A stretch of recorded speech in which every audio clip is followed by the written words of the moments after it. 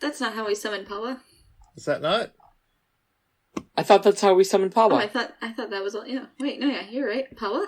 Huh? Power? Hi, Power. Power's not here. Power's not answering our questions. Power's not here. Power, no. Power. Power. What in the goddamn is happening? I'm sending Power a message to see if they're okay. Power. Power isn't answering any of my messages. Power. Power. I just messaged Power and they said that they're tired, leave me alone. No! But in more colorful language. Please. God. We've yet to actually need to use power. I mean, that's fair, but power is integral to this group. Absolutely. Go. Power.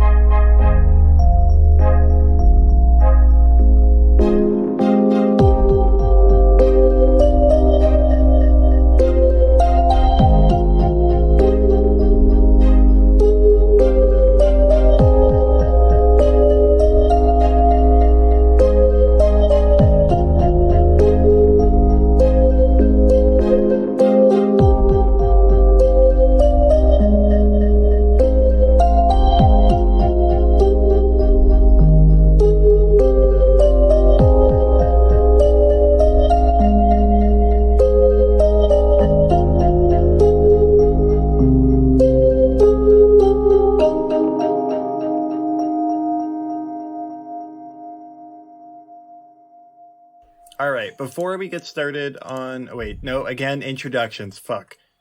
Ugh. I'll close my tab on Jake Long, American Dragon. Please.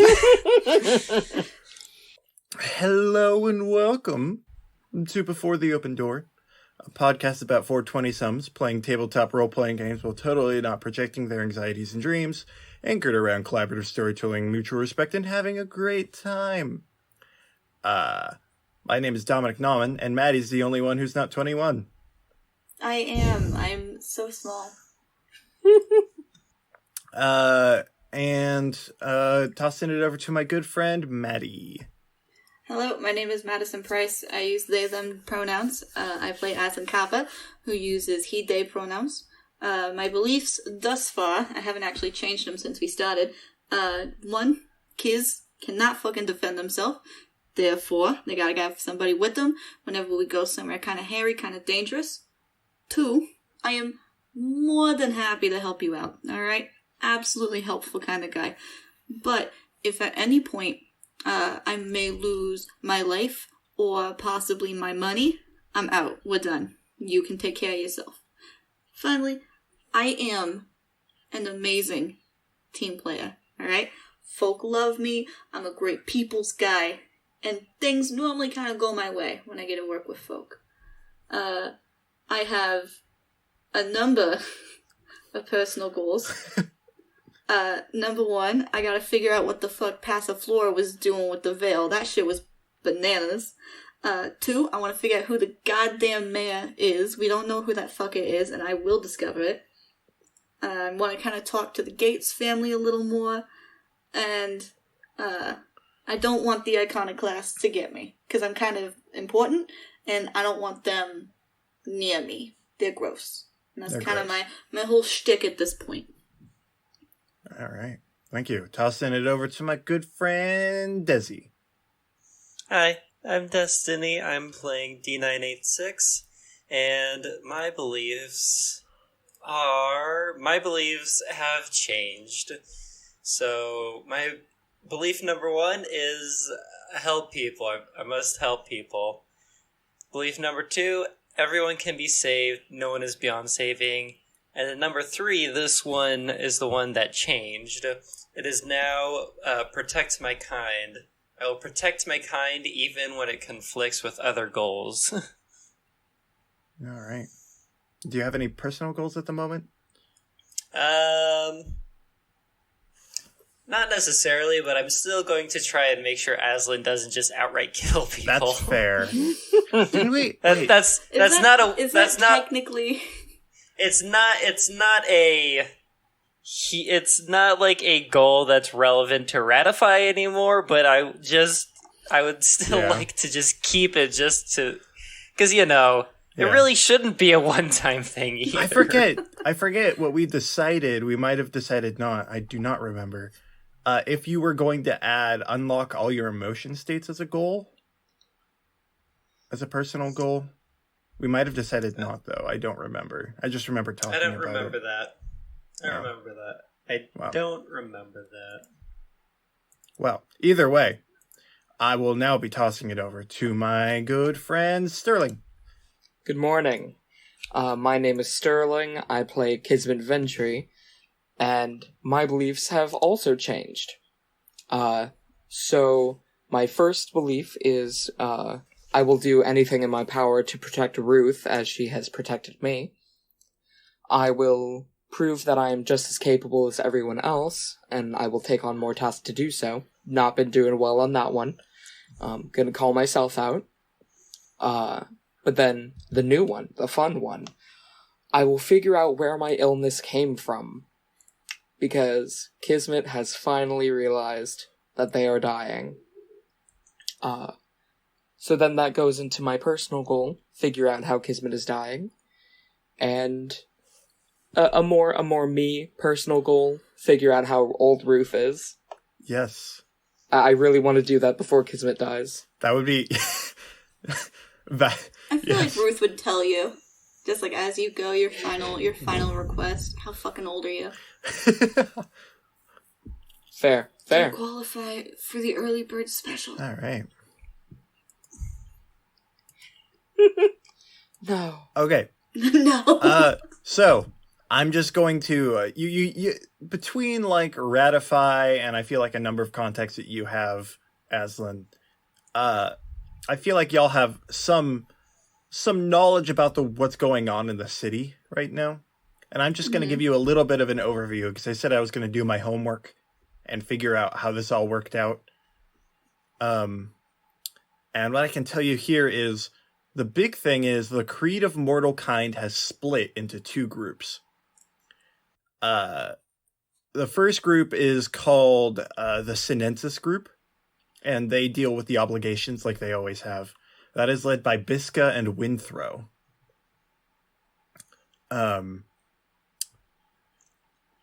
They moved their HQ to Eon. They used to be in Dome, like where you guys were before. But they've also become a little more hardline. After what happened last time, they are not quite as easily taking any sort of bullshit. So there's that. Also, just to note, Broken Windows Investigations has an obligation on them.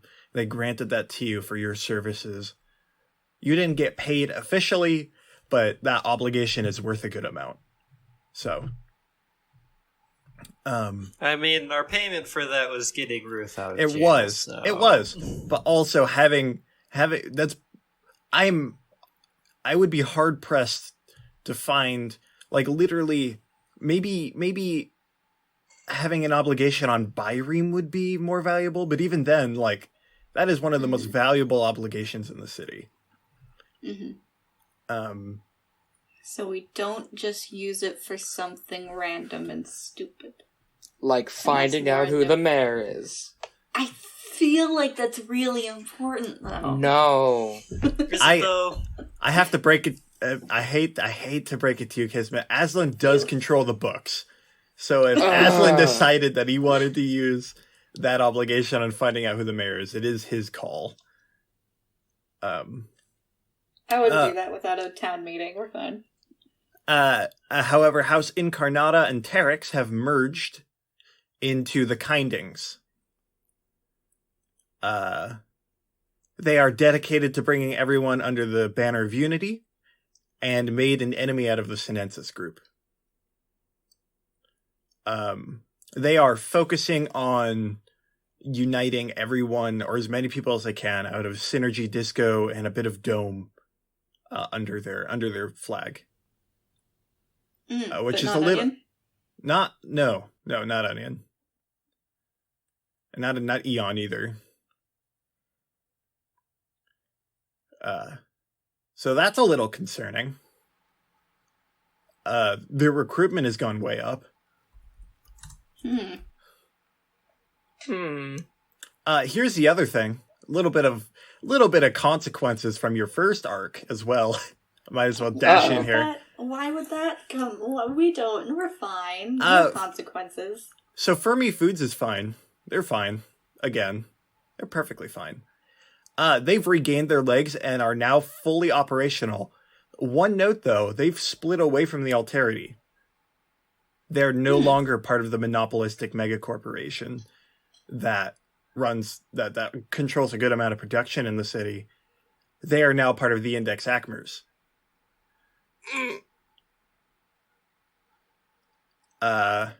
They have started hiking the price of delicacies and lowering the price of regular food, gaining them rep in Dissergy specifically.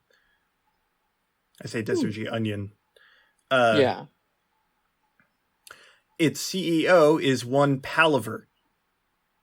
That son of a bitch. And his assistant, Iroko.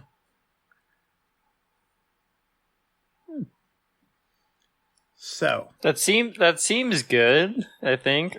It is having the mafia. Are you sure? I mean, careful. Yeah, 90% of the city's food production is controlled by the mafia. So. Yeah. I forgot that they were a mafia. Yeah. But hey, more affordable food? More affordable food, actually. More affordable food. Not that it was expensive before, but now people are like, even with the basic income, there's no problem getting food at all. See, Moray, we ran around pretty well with all of our government run by mafia members, but that did make, charging people with murder much more difficult. So you win some, you lose some. Yeah, I feel like instead of being charged, there's the dogs. Jasper. It was probably Jasper. It's of course Jasper. Jasper is Dominic's dog, and I love him to bits. Yeah, I got 2 dogs, Jasper and Pebbles. Anyway. Rocks. Sorry. I was somewhere. Oh, I feel like instead of being charged with murder, you would instead be charged with just treason against the mafia. No, you'd just also die. Yeah, well, no, I know. But it depends on who you killed and why. If you were killed, because the local government didn't like you and you lived there, then your murder wouldn't be investigated too much. But if you were from a different spire, then everyone would get mad. Killing a pirate is fine, though. No one fucking cares. Well, the pirates do, but, they can't step on land. No, it's actually against the law. Yeah, it's so no one gets a one-up by having a pirate base on a spire. If you go down the path of pirating, you are no longer allowed on solid dry land. You have to be on a boat for the rest of your fucking life. And Aslan gets motion sick, so that job was out of out of bounds. All right, also, so it's scary. We have a couple weeks here. I think that's all my at the top stuff. So we have some meetings that we want to take place. Nose goes. No, Yeah, I'll go first. I mean, I guess that tracks since I did not say nose goes because I'm not a child. Yeah. Technically, Dominic also didn't say nose goes. He is the GM. Y'all, how about y'all just listen to me talk to myself in two slightly different voices for 30 minutes? We did Yeah, that when go we do went that. to see Zhao. That was great. That was fantastic. Aslan and Zhao, yeah. See, the funny thing is, I was having a hard time keeping their voices apart, so that was just a nightmare situation. That was just hard. Dominic, all I right. want you to have a meeting amongst 3 NPCs. Just Oh my Just God. you. Ratify, Just you. I could do it, but like, Freestone, and and less. Bisca. No, wait, No, Bisca. yeah, and less. Bisca I was would trying be. to think of people who sound really different. Bisca takes so much mental power that would be really hard. So I'm gonna change. That's the point. I'm gonna change Ruth out for less. So it's less, Ratify, and Bisca. All Damn, meeting up that's- to chat for some fucking reason, but they're like Yo, a power team. hold up.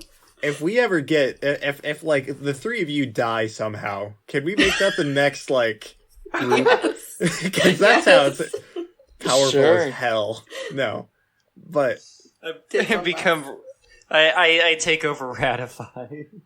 I take over Maybe a Bisca. red Panda. I call Bisca. Now let's get back to playing with the characters that we made. Yeah, let's Right. get to the characters that I am intentionally killing mine. What do you want from me? Yeah, it's just the way that your character fundamentally works. Yeah, I chose this. you didn't choose the speed. But I alright. most certainly God did not did. choose the speed, but I'm rolling with it. literally, okay, let's go. So I assume you set up this meeting based on the context of the conversation, or Who's you? Kismit? Yes. Okay. So it's Doctor first, right? Oh, we can. Yes, absolutely. I didn't have that one noted down. So, Right. let's see here. Let me get. All right. So now I have to figure out how hospitals work in the future. Probably I still imagine the veil hospitals. is quite helpful Probably. for like imaging and diagrams and all that kind Yo. of stuff. Be like, ooh, like 3 like instead of like X-rays, you have like 3D scans of like the broken bones and stuff like that. Damn. That's kind of cool. That'd be pretty cool. That would be pretty cool. So yeah, I think you and Ruth go to the hospital, which I can't imagine not being an Eon. There might be a branch of the hospital elsewhere in the city, but the main one, I have a hard time imagining not being in the governmental district. Yeah. So, yes, you and Ruth make your way to the hospital, which is called the... Hospital. I want to use that name because I saw it, but that name makes no sense. That word makes no sense. It doesn't have to. What? The Severalot Hospital, which The sounds Severalot cool, except for the fact that Severalot means smoked pork sausage.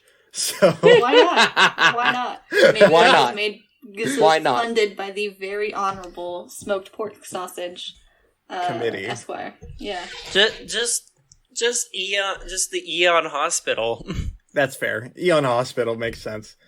So yeah, you guys go to the Eon Hospital. I imagine you've probably gone to this hospital all your life, Kismet, seeing as you've lived yeah. here. However, I don't know that you've ever gone like this. So I imagine you're going discreetly until you get there. Yes. Yeah. They're actually probably the ones who fitted you with your new arms after you got after Probably. the accident. Yeah. So I think this visit has probably happened within a week of the last campaign or the last arc, seeing as soon as Ruth figured out what was going on, was like, yeah, no, we are getting you in as soon as possible. Oh, yeah. Love Ruth. Yeah, the two of you are sitting in the waiting room of this. I love the image of the fact that, like, the future's changed so much. We can no longer tell apart reality from fiction. Hospital waiting rooms are exactly the same. Same, just uncomfortable plastic chairs. Maybe slightly cushioned, but only slightly. As the two of you wait, and as soon as the door opens and you see a one Dr. Simular, I'm gonna go he, him on Simular. Mm-hmm. Nope, fuck it, she, her, Simular. Oh, okay. I changed my mind.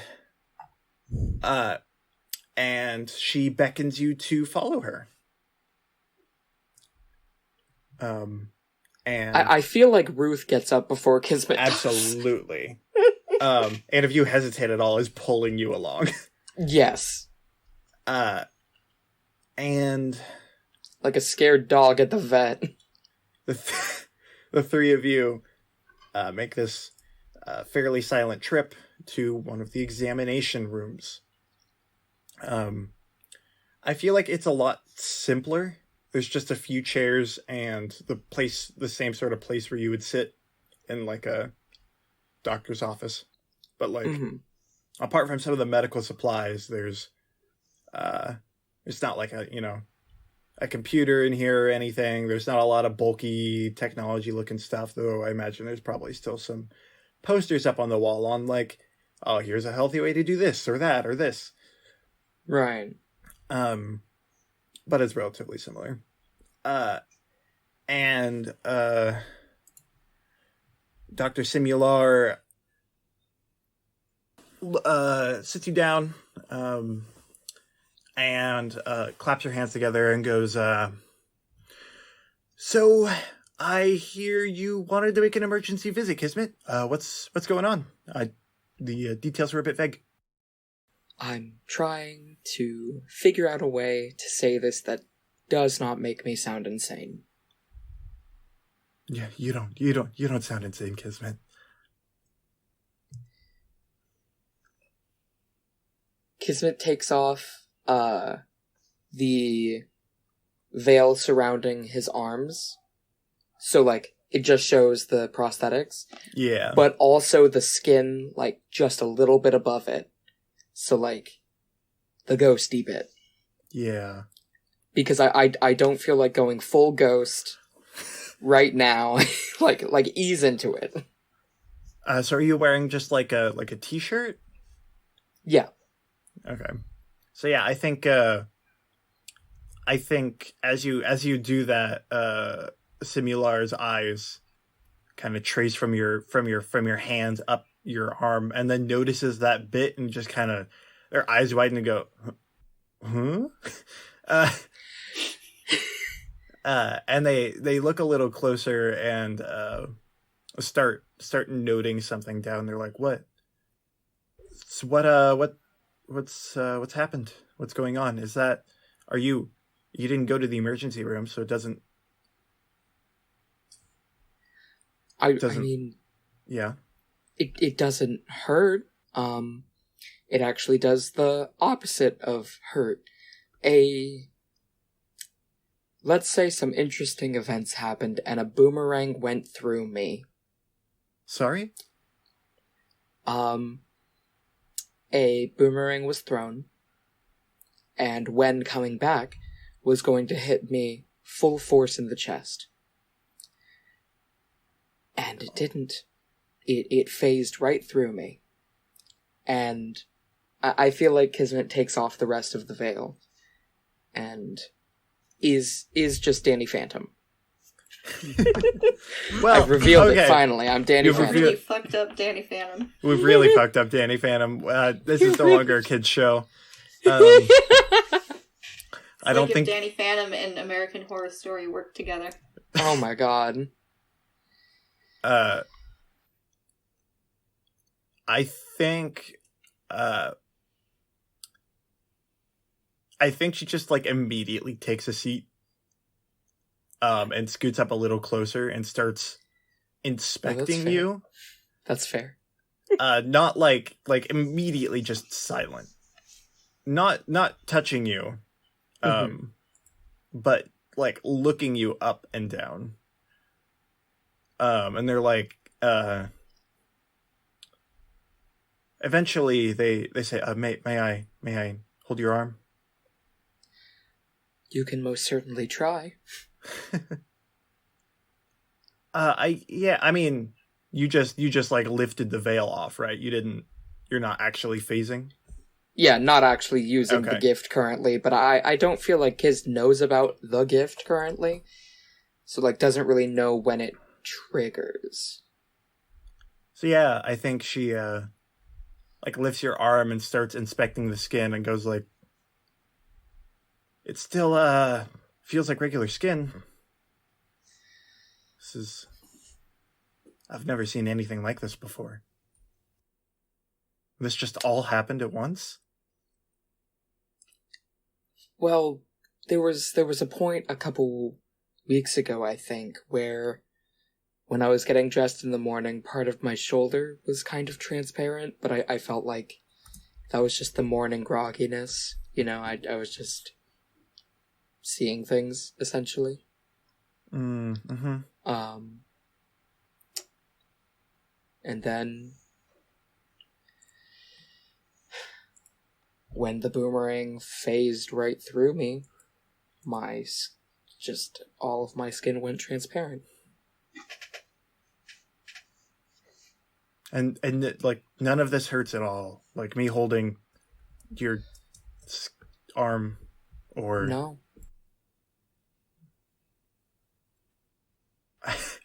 I think she's at a loss for words. I don't blame her. She's like, what am I supposed to do with this? Just what in the goddamn... And is there any other symptoms that have manifested in any way, or is it, I mean, not to say this isn't nothing, but it's looking for a complete picture here. So I feel like this is a symptom, but this is one that I do feel very crazy for. I saw myself like I was in the car with a friend and I saw myself and he smiled at me, I think. But it was very jarring. It was very like it wasn't just, a mental projection or anything. It was like there was another me, just like a mirror. She like taps her chin for a second and goes, I'm going to go look in some records. I'm going to be right back. And then leaves the room for an amount of time that, doctors usually leave the room for, aka forever. For fucking ever.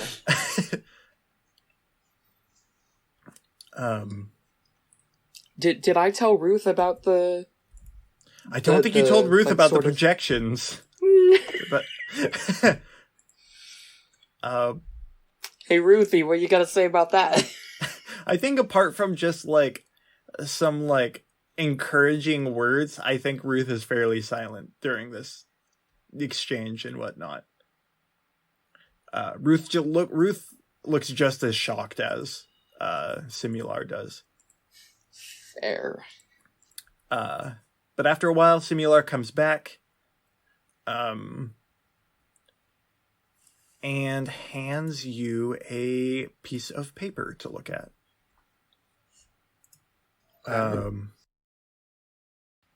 Kismit takes the paper and reads it. What's it say? Yeah. Sorry, I need to come up with another name here because I didn't realize this character needed a name so quickly. I think it's essentially a sort of record of a woman named Comb, That's just COMB. Okay. And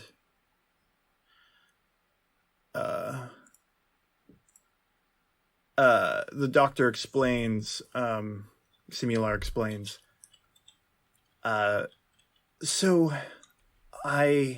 not me, I remembered something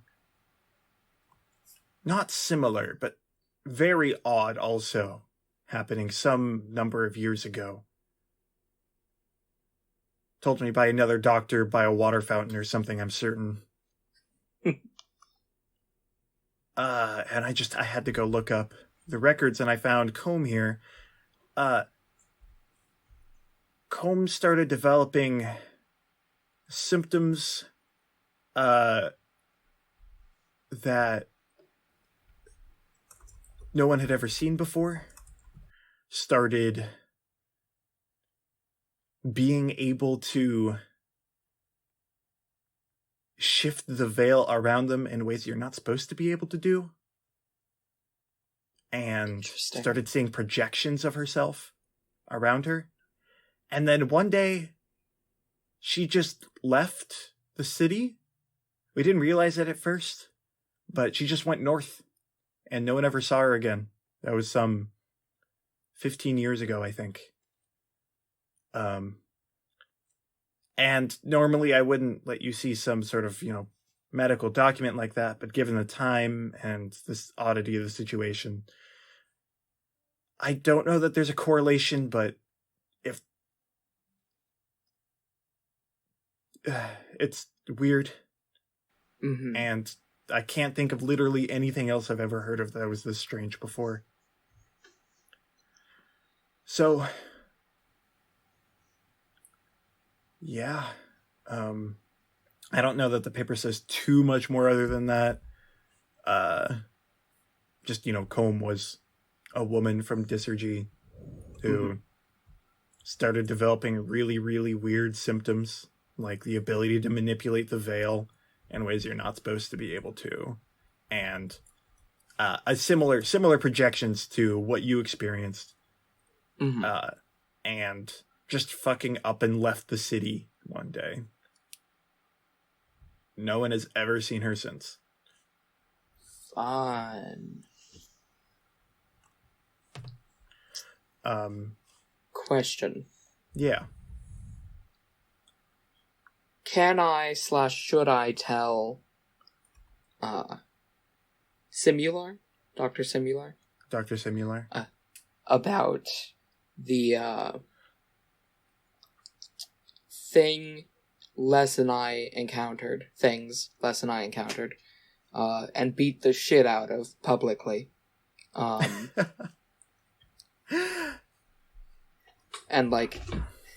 how that might relate to me, because I feel like I remember something about the puddle of which they left looking like liquid mirror, which I have seen before because I make drinks with it, but then something happening with Kismit that also looked like liquid mirror.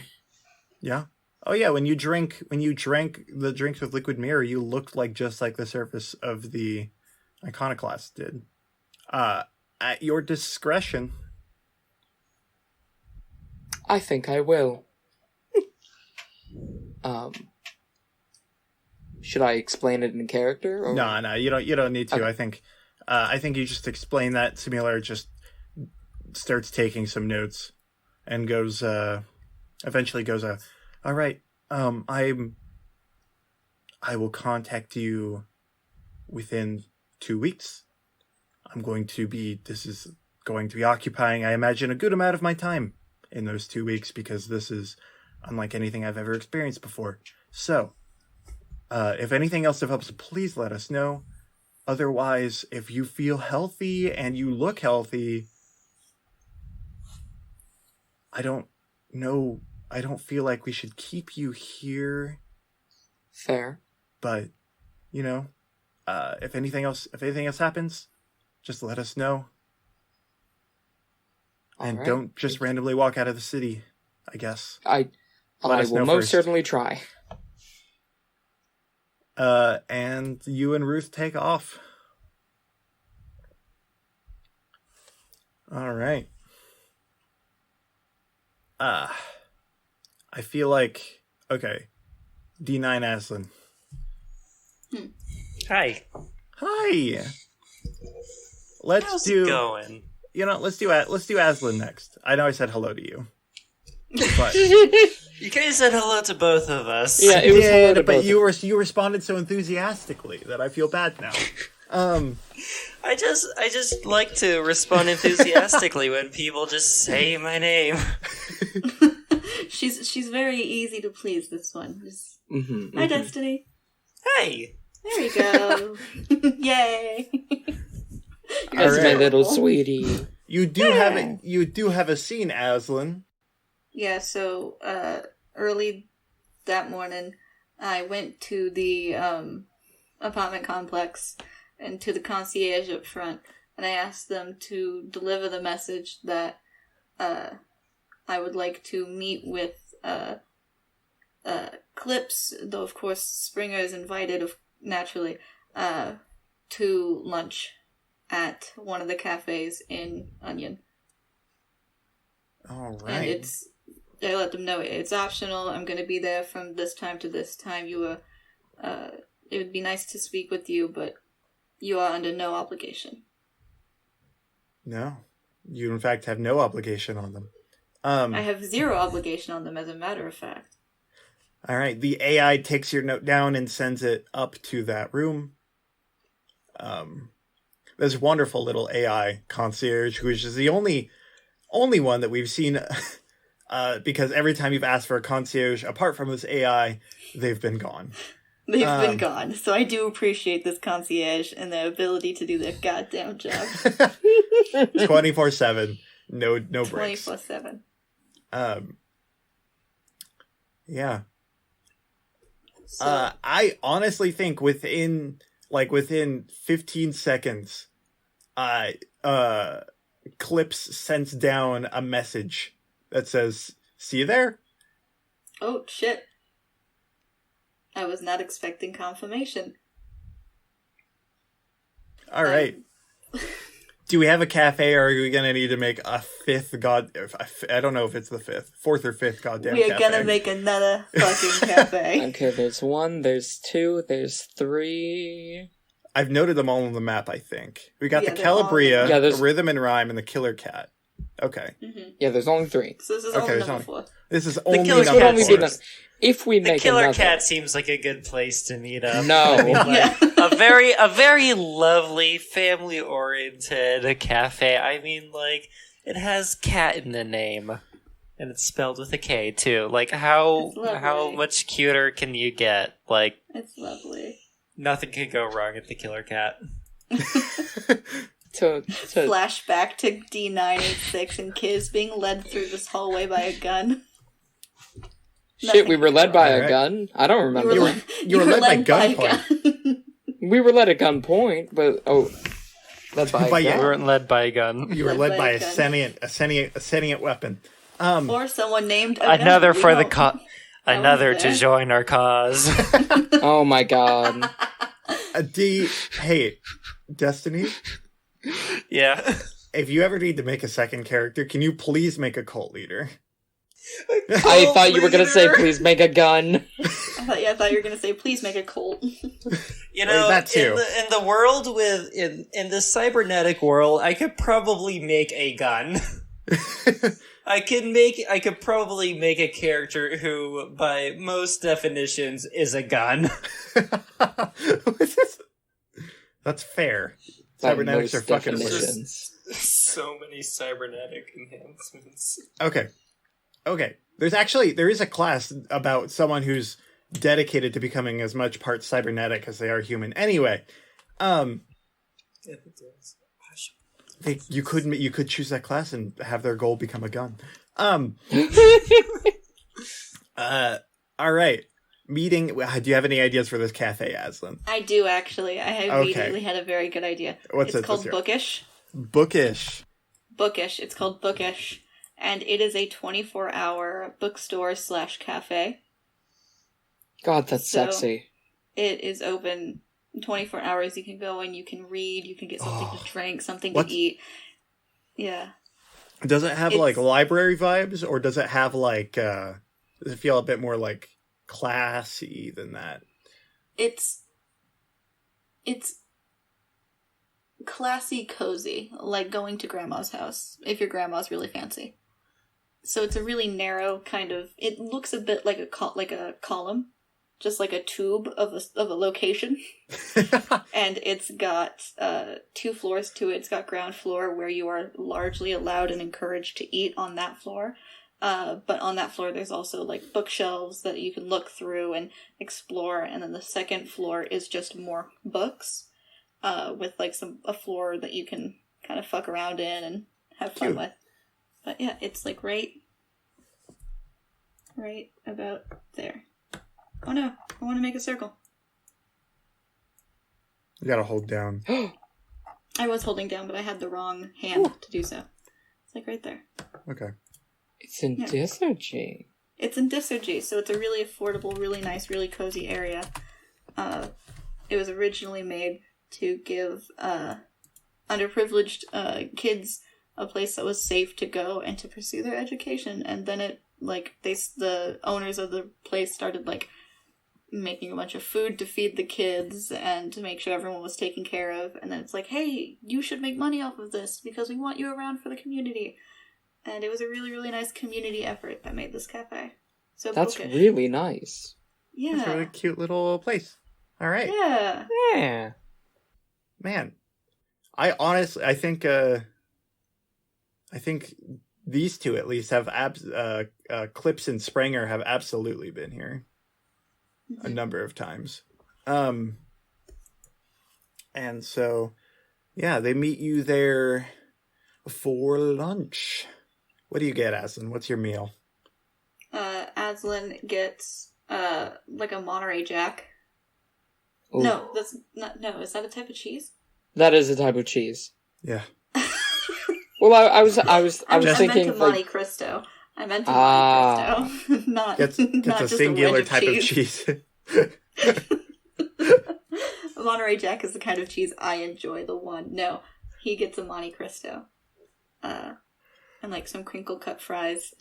But he also arrived early, so he's got like 3 different puzzle books laid out that he's filling in and working on as he waits. Do you get your puzzle books from here? He does get his puzzle books from here. He's got a really good selection. And he got these 3 just while he was here today.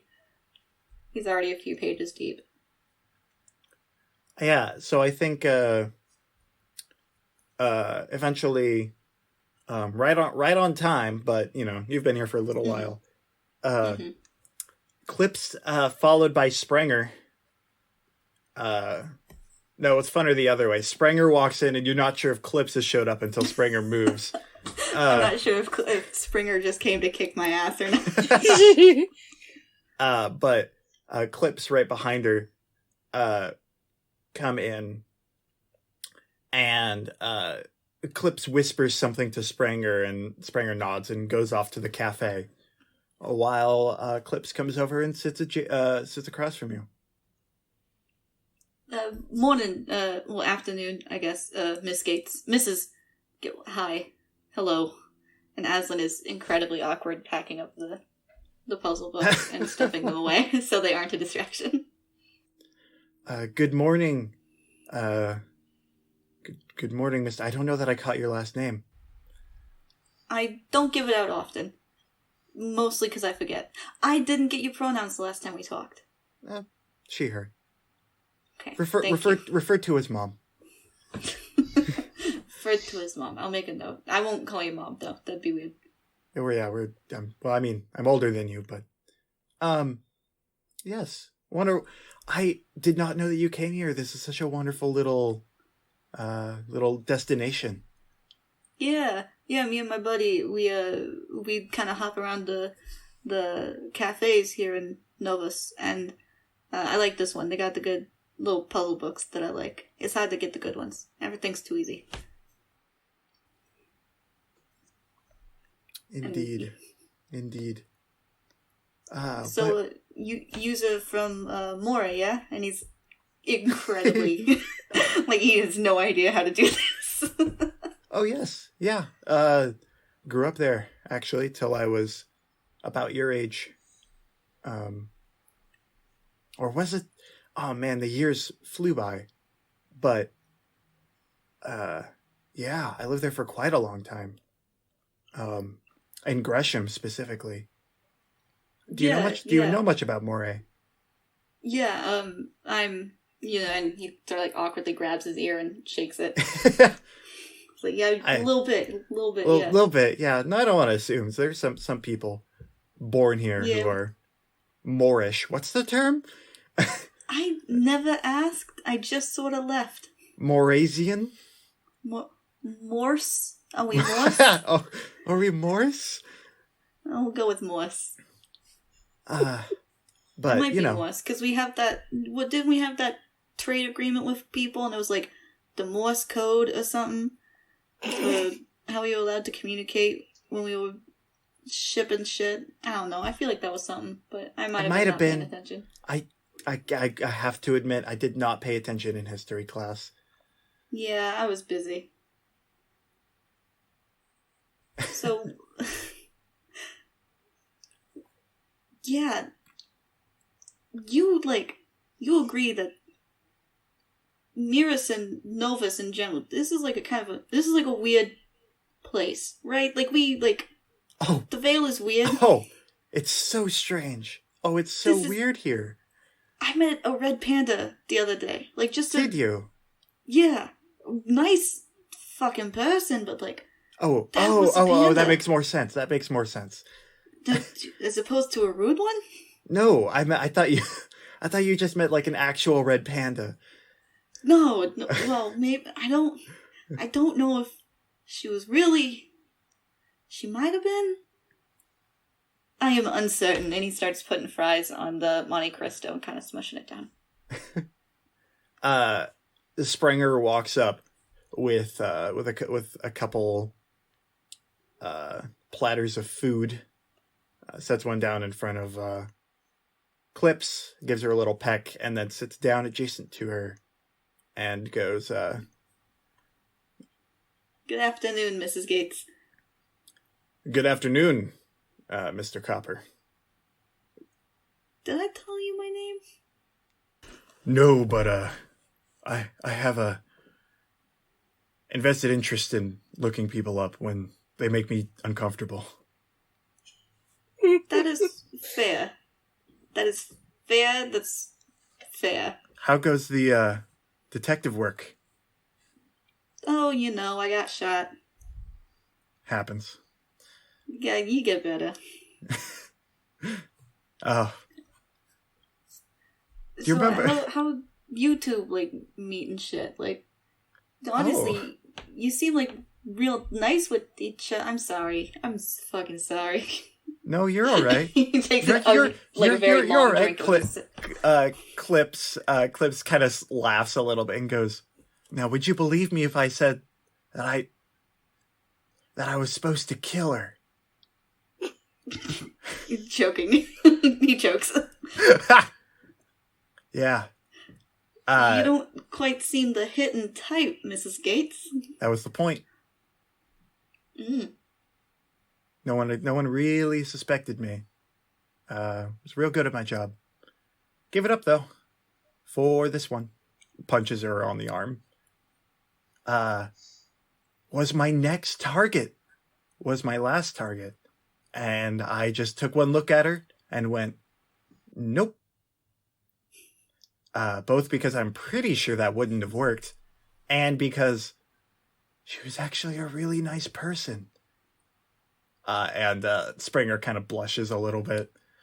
Aww. That's fucking adorable. Yeah, I was causing some trouble, and they sent Clips after me.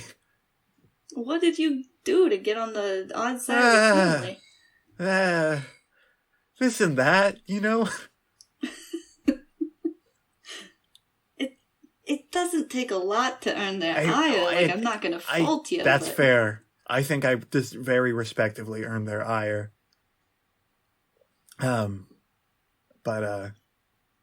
Yeah, no. After Clips spared me, let's say, we decided we needed to leave those rocks.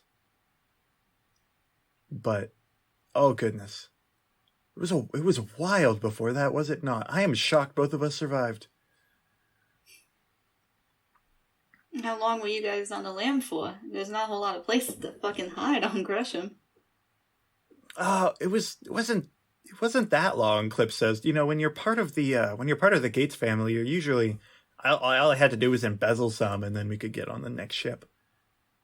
That's fair. That was always really easy. But I decided we were looking at going the other way, back towards Earth, but we decided we didn't really want to go towards more civilization, Mm-hmm. Out here, it felt a little more wild, a little more fresh. I get that, yeah. Why did you come to Novus specifically, instead of going the other way? It was the direction the ship was going when I got on. I kind of left in a bit of a rush,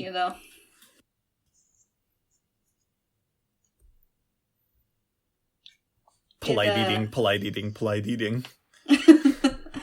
It wasn't the smoothest exit, but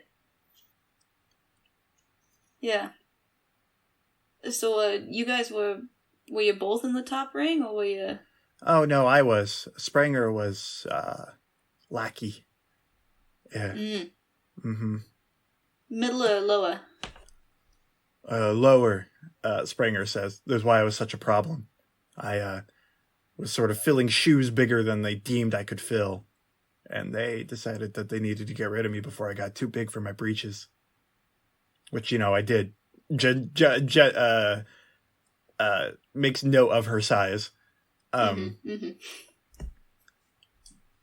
yeah, no, I was a dock worker.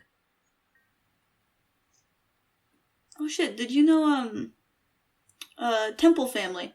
They got Anastasia. They got Shirley. Do you know them? I think so. It's been a very long time, but yeah. It does ring a bell. Yeah, my ma worked at the docks before she got a job with my ma. No shit. Yeah, Anastasia. Well, she was Anastasia Kappa then, but she was with the Temple folk. Yeah. Huh.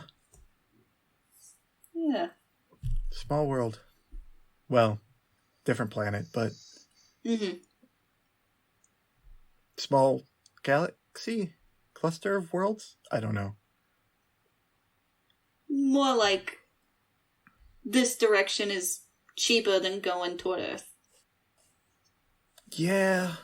Once you start heading towards Belasa, it gets kind of expensive. I wouldn't know. I've never had to pay. Belasa, Clip says with a dismissive kind of wave. Belasa's like prideful in the fact that they haven't had a war in like 2 decades, or not 2 decades, 2 centuries or something. But like, they're also really just snobby. What prudes? A good interplanetary battle is good for economies and shit. It's important to have some sort of constant fighting going on. Tell that to Earth. Yeah. Contemplative sip of drink.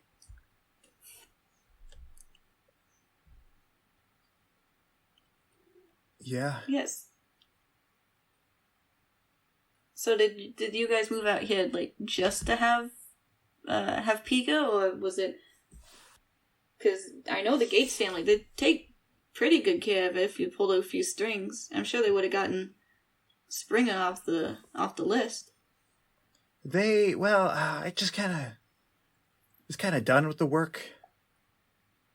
Clip says, that after,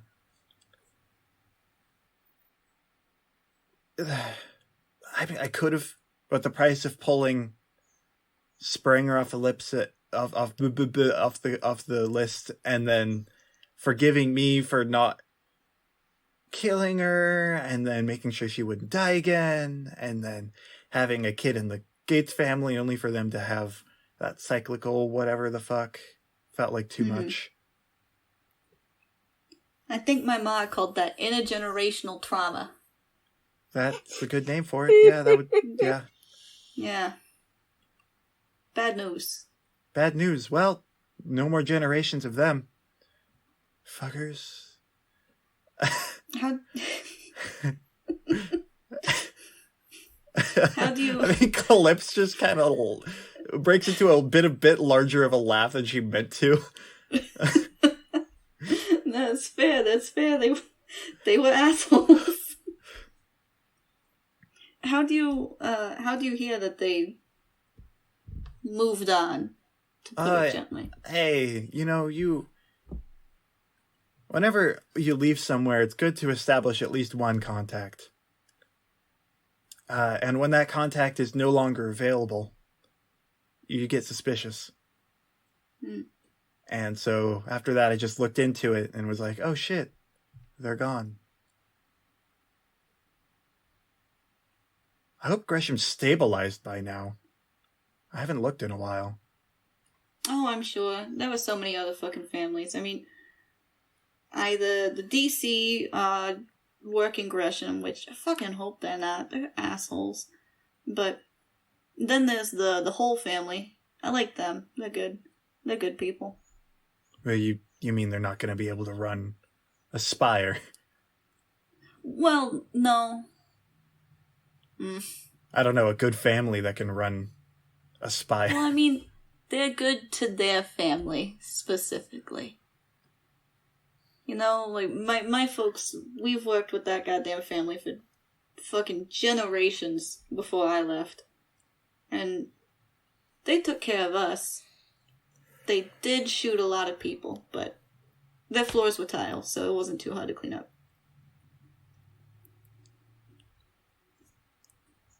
I think Clips Awkward just eating. takes a sip of an unmixer, kind of gives you a long look.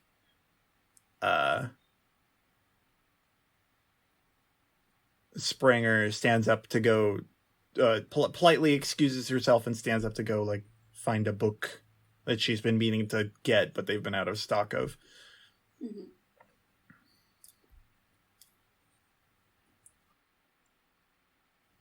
Do you know what happened to the Gates? Or was it just you lost contact? Vaguely. They, it was the Darcy Chartreuse called a hit on him, basically. I don't know much past that. Didn't really bother looking into it that hard because at that point I was just putting myself back in the line of fire for information I wasn't all that committed to. I don't know what I would have done with it. And putting myself in danger for it felt kind of dumb. Mm-hmm.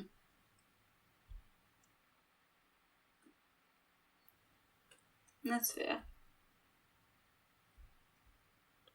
That's fair.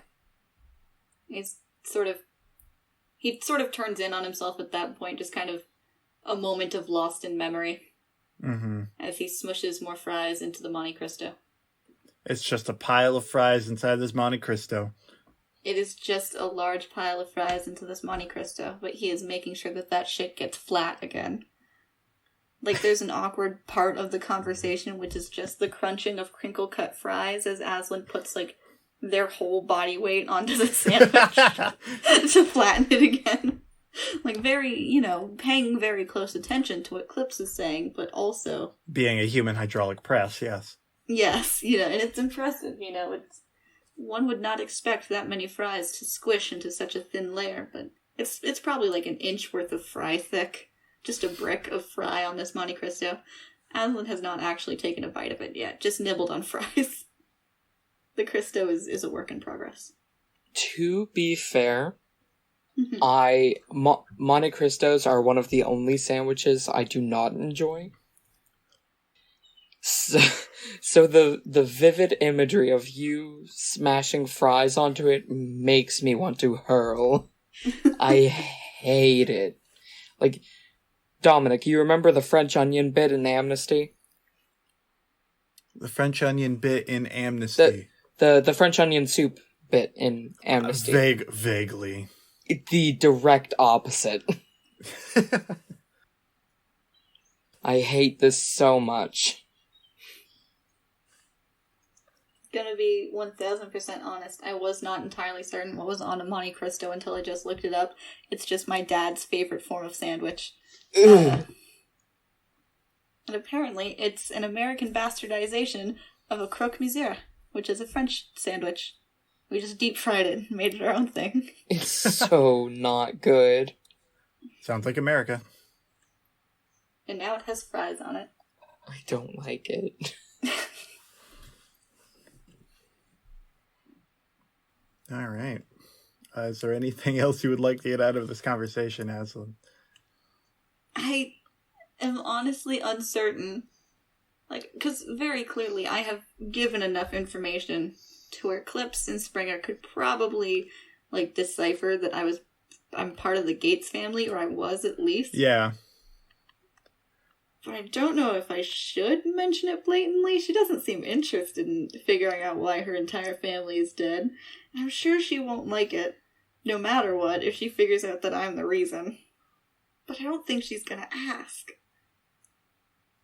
Yeah, she's kind of divorced herself from the idea. Yeah. Like, she paid one tribute to the fact that she used to be a part of them, and that's that she didn't get rid of the last name. Mm-hmm. That's, like, as basically as far as her interest goes. Because, you know. She's like, oh, they fucking died. Whatever. I have a kid. Yeah, we're moving on. Okay. I will say, Clips, that,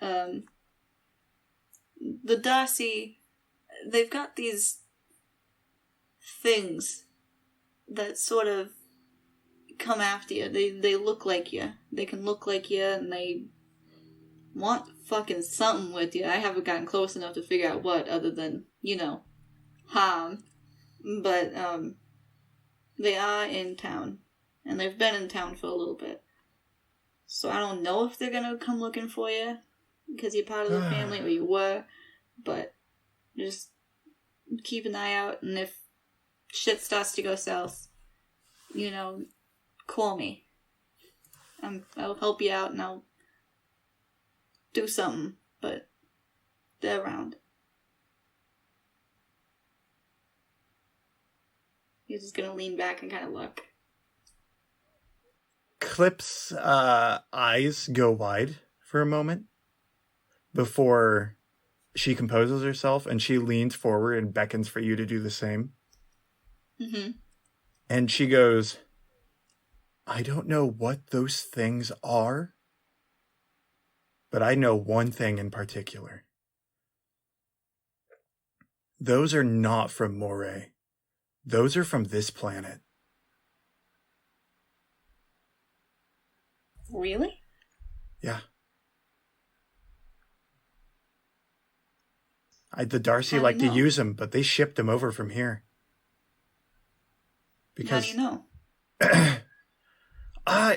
The details aren't specifically important, but I've had run-ins with them in the past. I think, like you said, originally the Darcy wanted to get rid of me, but I made it too much their detriment, and they just kind of gave up. But I didn't figure out a lot about them, but I did manage to figure out before it became a non-issue that they are Miras native.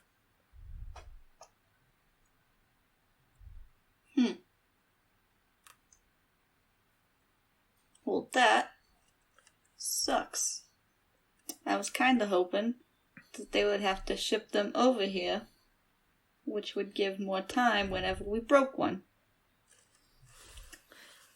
it does not appear that will be the process. If I'm afraid not. Aslan is going to take a large bite of the Monte Cristo, make a gross face, and then put it back on the plate. And with that, let's switch scenes. D986. Hi! Hi! Hi, friend! God damn it, you're so cute. Yeah.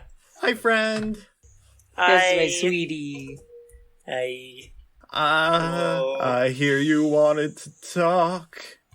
You wanted to talk to a robot friend. Yep. Robo friend. Robo buddy. What did I want to talk to him about? I remember one of the things is...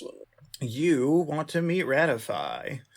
And Ratify invites you to meet at a place called the... Where are my notes? Here they are. Called the SPRE. The SPRE. People call it the Sphere, even though that's not what those 4 letters sort of do. But... Except that they are. It stands for the Scientific Production of the Representation of Earth, which is scientific bullshit jargon for what it actually is. Which is... I'm getting there.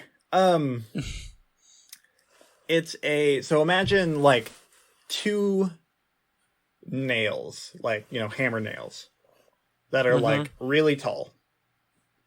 Okay. And then there's a sphere that sits in between them and bends the nails out a little bit, like the tips of the nails. So the nails are bent going out, and in between them sits this big sphere.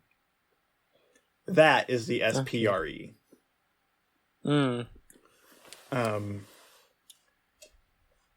It is a space observatory sort of simulation place thing. And Ratify would like to meet you there, up in the sphere itself. Yeah, okay.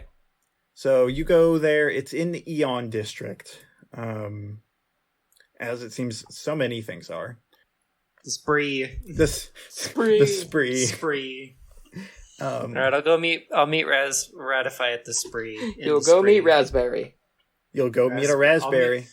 I'll go meet Raspberry and spree. So yeah, you go to the sphere, and you get there, and there's you go up an elevator in one of these tower things to get inside of the sphere itself. And as you kind of sit there in an elevator, still haven't unlocked Joy, so still unable to groove to the smooth jazz that's playing. Can't appreciate jazz. Plot twist. I do unlock Joy, and I still feel nothing towards the jazz. Kismet shudders again.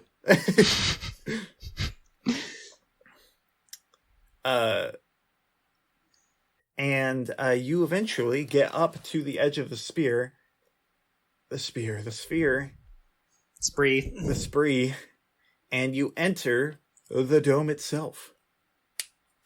And Ratify, in their baggy jacket and jeans, is just kind of waiting for you near the door. I go and greet Robo Buddy. Robo Buddy raises hand in acknowledgement and then gestures for you to follow them. I go and follow them. And they lead you to essentially a smaller sphere inside this big-ass sphere. A smaller spree? A smaller spree inside the big-ass spree. And as the two of you enter... Is this a Russian nesting doll situation where there's a smaller spree? Yeah, actually, yes, you will. Spree inside the large size spree? I've actually whisked you away into Alice in Wonderland. Except it's now D9 in Wonderland. Aslan Kismet, your services have been wonderful. You were just to get D9. But they're no longer needed. That's fine. Wonderful. I look forward to becoming the rabbit. Who are you, Kismet? I feel like you'd be the caterpillar. Ooh. Yeah, I'll be the caterpillar. Okay. Or the mouse. Gotcha. The mouse? The sleepy mouse. Oh, right. Lives in the teapot. They napped All in right, the all right, teapot, D9. yeah. You have 2 potions Sorry. in front of you. Which one are you going to drink? No. The one that says "drink me," obviously. Wait, I can't drink. I can't drink the potions. Damn it. Oh, no. I'm stuck. I'm stuck in the first room. No, Her story illusion ends broken. here. No. As the 2 of you enter this little room, everything goes dark.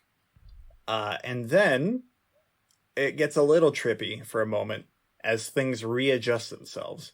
And suddenly you and Ratify are as gods in this model galaxy.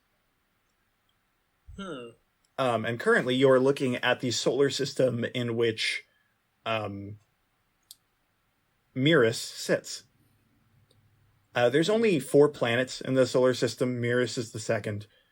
And it's the only one within the golden zone for life on this star. And this is where I just want to drop a couple bits of information that, like,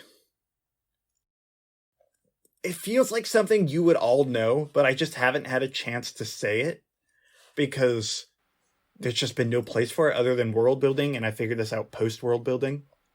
So here's a little bit of exposition for you. So you guys sit on a planet called Miris and in a city called Novus. When people reference this city, they call it Miris Novus, but that's not necessarily because you're specifying planet and then city, though that can be a part of it. Really, people call it that because this is the only city on this planet. The rest of the planet is barren. Just straight up unhospitable. Unhospitable. There's, I guess, a couple other spots where you could found a city, but to be clear, y'all are on the edge of an ocean. In near the equator of this planet. And the reason y'all are even here on this spot is because the Republic mined a couple mountains to make room for the city. Shit. So to the east and west of you is the mountain range. Or that you guys were, that the city is, just sitting in between. All right. Really good in terms of a defensible position, but it doesn't really matter because there's something else here. To the north of you is just tundra.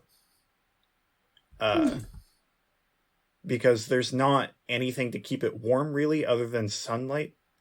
And that's only during a certain part of the year. To the south of you is the ocean. I feel like there's probably a couple other continents, but really, this planet never finished getting terraformed.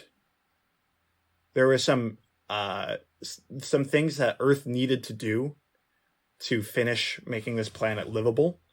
One of which was they were gonna move a moon into orbit, but never got the chance. So that means there's no tides. Interesting. There's no tides.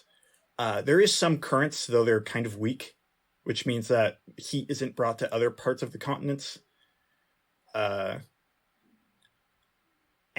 it's just it reeks of unfinished. That, and because there's no moon, there's no stability, so it could be within a few thousand years, even this city could be unhospitable because the planet's axis is shifted. Because there's no, other body to stabilize its orbit. Interesting. Something that we take granted for with the moon is that it keeps our tilt consistent. Without it, our tilt would wobble a lot more. That I did not know. It's interesting. That being said, there are towards the center of human expansion, there is Moray, which I think we've gotten a good idea on at this point. But even past that is Belasa. As you and Ratify look through this, you move first to Moray, which is mostly ocean, and then the Belasa, which is it just kind of looks like another Earth if all the geography was different. It's known as the Peaceful Planet. Just because people don't fight there, but really what they don't say is there is a extremely intense political game that's been going on there for centuries, and if you don't know what it is, then you will just get demolished, and used and abused. But then, at the very center of it all, is Earth. And Earth isn't fun right now, because ever since the collapse of the Earth Empire, it's been embroiled in what you might be able to consider a civil war, but it's not really a civil war, it's just kind of a war at this point. It's, ever since the collapse of the Empire, there's been, governments have split again, and it's not looking cute over there right now. Yeah. That being said, we can move back over to Miris. I think that was all I had to say. Yeah. I'll say more if more comes to me, but I believe that's it. But I think Ratify is just like showing you this stuff, which you might have known. I'm not entirely sure how much of this you knew, D9. But yeah. So they pause, just kind of looking at Miris itself.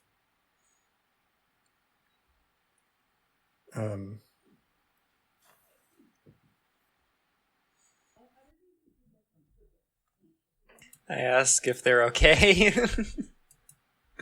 They okay? Ratify kind of...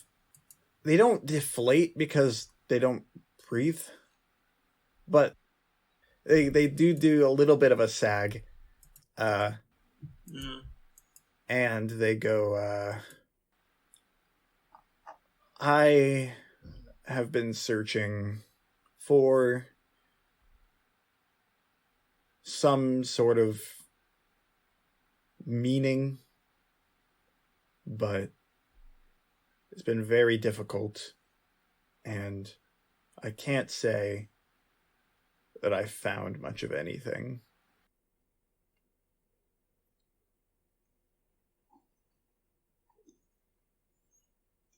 Well,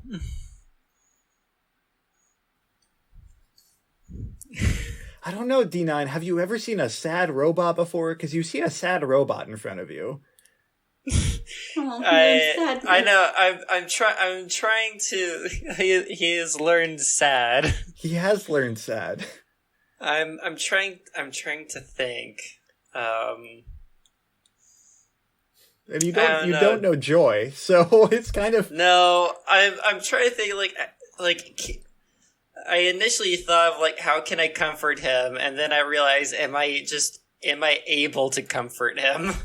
You might. Them. I mean, you could try to, but that would be funny with what you currently have. I guess peaceful might work, but... Scary. Yeah. I don't know, I could try and reassure him. Yeah.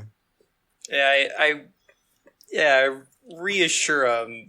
It's like, you may not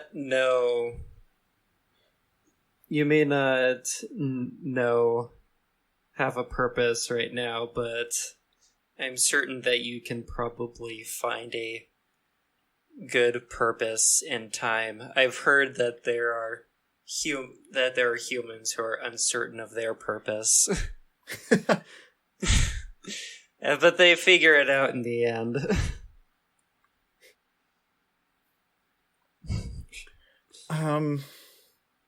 Either that, or I don't know if you can legitimately... I don't know if Ratify knows peaceful, so I don't know if they can be consoled in this moment. If they can be at peace.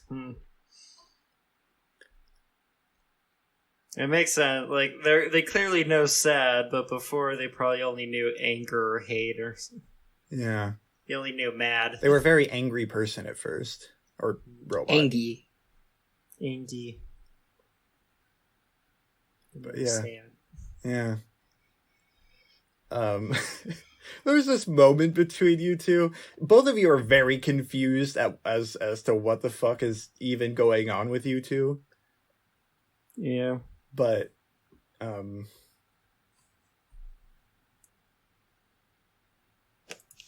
there's a sort of a peaceful moment, at least. Yeah. Oh.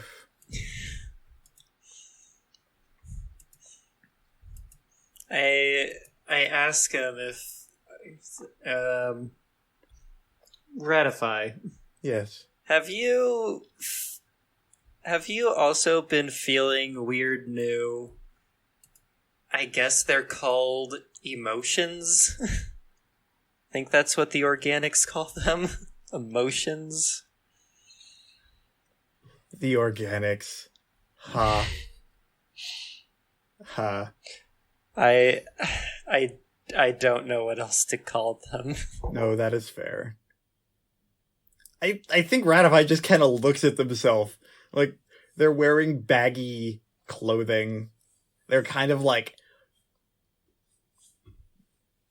getting a bit existential at a map of the known galaxy, of the habitated galaxy. And they're like, yes, I have been feeling emotions, as the organics have called them.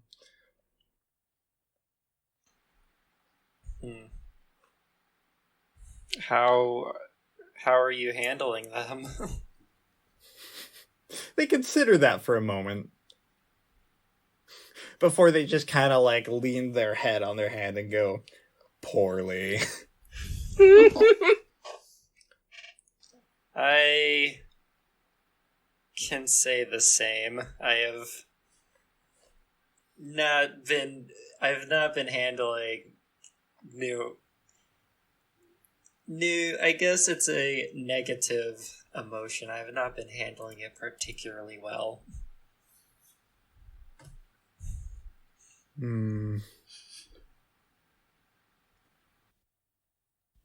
I think Ratify just kind of zooms in on Miris and just kind of stares at the city, which is kind of this like group of bumps on the side of this planet. Not sure what to say. I think they go, I learned about your latest adventure, and I have to say, I did not think you could restrain that one from murdering, but you've done it quite well. It was a bit of a challenge. To make sure that they didn't leave my sight too much. I know I'm not there, but if Aslan were, they would be offended. And they should be. Just saying, Kiz also has the capacity for murder. Just because Aslan's practiced doesn't mean that he's the biggest threat here. You're the only one without a stun weapon. You almost rolled last time to knock someone out. And if you had failed... And then I corrected. Sort of. You almost got blown up for it. That wasn't me being a murderer, though. That was not my decision. Please continue. I think this is just this contemplative robot moment. Yeah. Which is odd. Trying to come to grips with our current existence.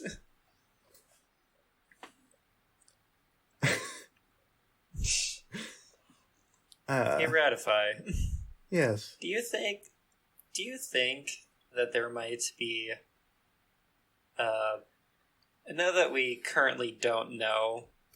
It's like, it doesn't seem that there are any others like us, but do you think there might be more? Or like, you gained sentience somehow, I gained sentience somehow. What if others gain sentience somehow, and they're also hiding. They seem to contemplate that. That is an interesting thought. I might need to consider this. It might be a worthy goal to pursue. To see if there are others. I know that we're not... It's like a lot of people might not be super into the idea of us having sentience and might be weird for most organics. Maybe if we can find more, we can probably create our own little city on this planet, one where the organics can't easily They would be survive. burdened by the snow, but we would not. That would be a fun idea. Yeah. I will look into this. Yeah. I'll also try and keep an eye out to see if there are any robots that suddenly gain sentience. Hopefully they don't have as explosive as an entry as I did. Yeah. I pat Ratify on the shoulder and I used to say, Ratify, just try and be careful out there. Alright? Oh, yes. Start to leave. All right. Wonderful. 2 robots exploring the meaning of life. Can't fucking... On their pretty much on their own. Yeah. This is more or less a blind leading the blind situation. Neither really knows what the heck is going on. I'd read that book. That sounds lovely. Can't fucking believe y'all gave the robots depression. They don't have depression yet. They haven't unlocked that one. No. One has depression. The other is just Right. scared. Ratify. We've got depression and anxiety. Yeah. Together Yeah. they form... Me. Oh no. One sterling. To rule them all. What? All right. Together they form an average young adult in 2021. Oh god, yeah.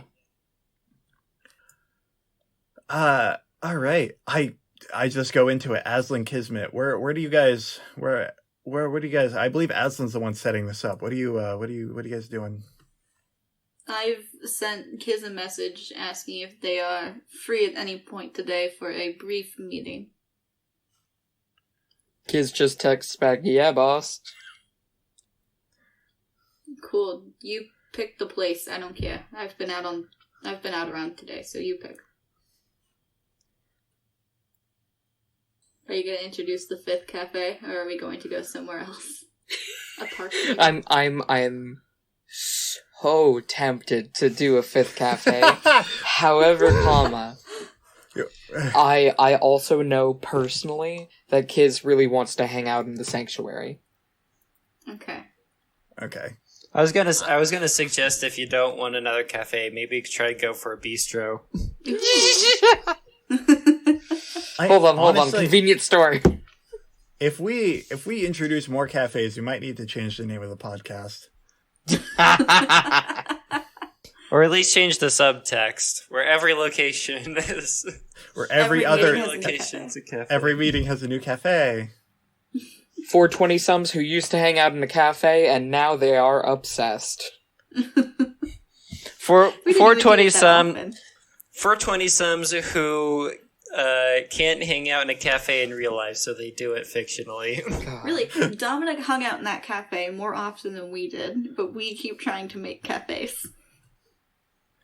I feel like I was in that cafe quite a bit. Were you? I don't know, I wasn't there. That's fair. It was a good cafe. It was a Part good of the cafe, sanctuary. God. It was a really good cafe. I fucking loved their cocoa. It was so good. Ooh. So you're in the sanctuary. That means that you'd have to wait to go downstairs for me to come back. No stress. It's just you don't have free range into the sanctuary.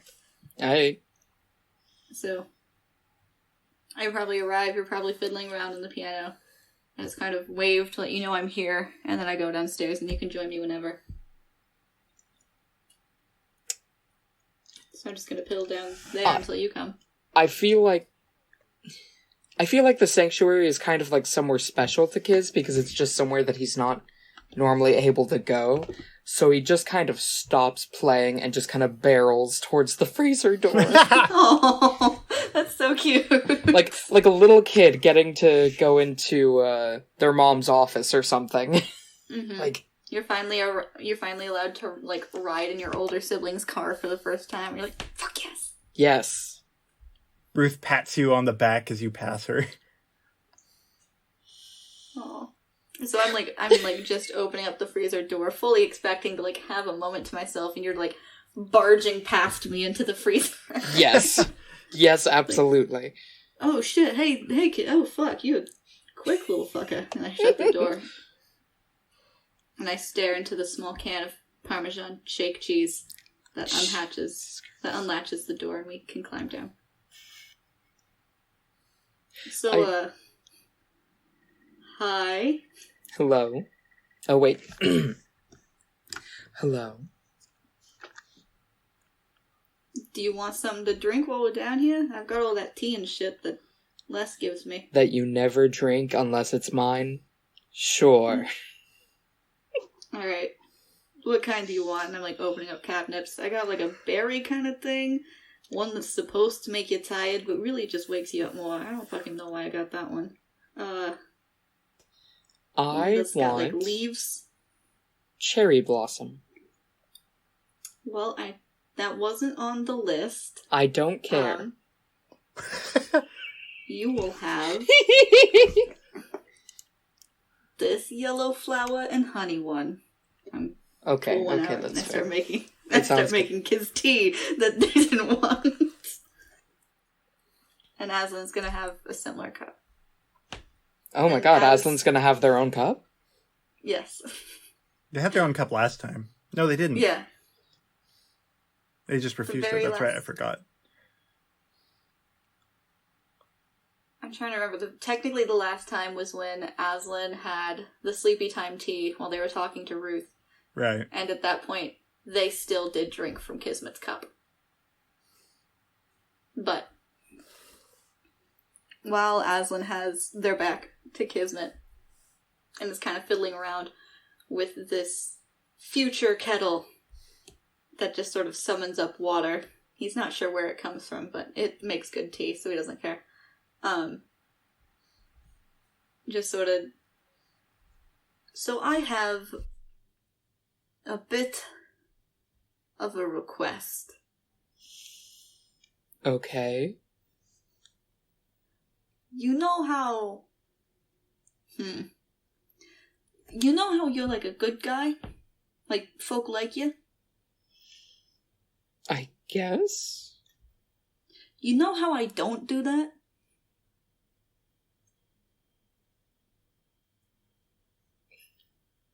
I mean, I don't... I know that there are people that don't like you, but that's usually people that don't like me either. Like, people that we're actively trying to investigate for murder that they blamed on us. That's fair. I don't have a huge social group, but the point is, and he sort of turns around, I am not fantastic with people. I know that I am not great with boundaries and shit, and that I'm very odd. But you are odd in a way that makes people comfortable. What are you doing? What are you doing? How do I do that? Because you can make a good social network, and that can be helpful for, like, work and shit. But also, it might be nice to start out as somebody's friend instead of a begrudging coworker. That's fair. No. That is fair. Aslan turns back around to the kettle. It does not need any more attention, but this is the most watched tea you have ever come across.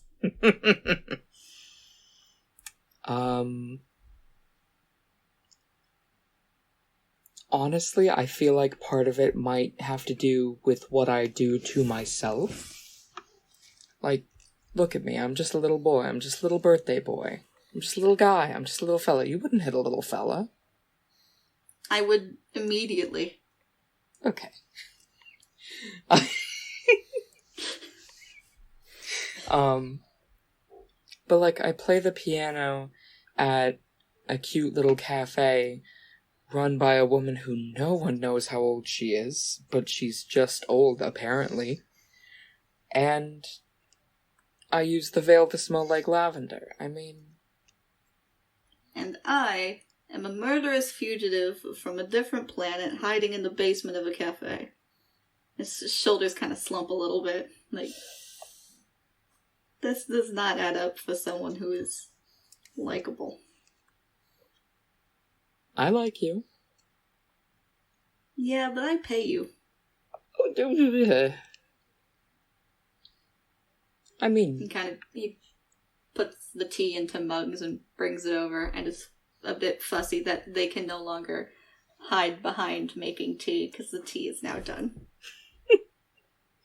The mugs, by the way, are adorable. The one that you have has a little bumblebee on it. Well, it's not a bumblebee, because we don't have those. It's like a green, gem-colored bug that is very fat and cartoonish, and they have little, like, tap shoes on. Oh, fuck And yeah, then little bug. Aslan's cup is just this, like, lilac-colored cup with, like, thrifted, like, a child drew the flowers on the cup for a project at school, and then it was thrifted, and now Aslan owns it. It's got a child's name, like, at the bottom, but he doesn't know who that child is. I cannot explain how much I love that. Aslan? I have explained that this world is a barren rock. 99% of what is here was brought from other planets. Why can we not have bees? Well, I just figure evolution and shit. We've had a long time. Not to mention the bees are currently, like, in danger now.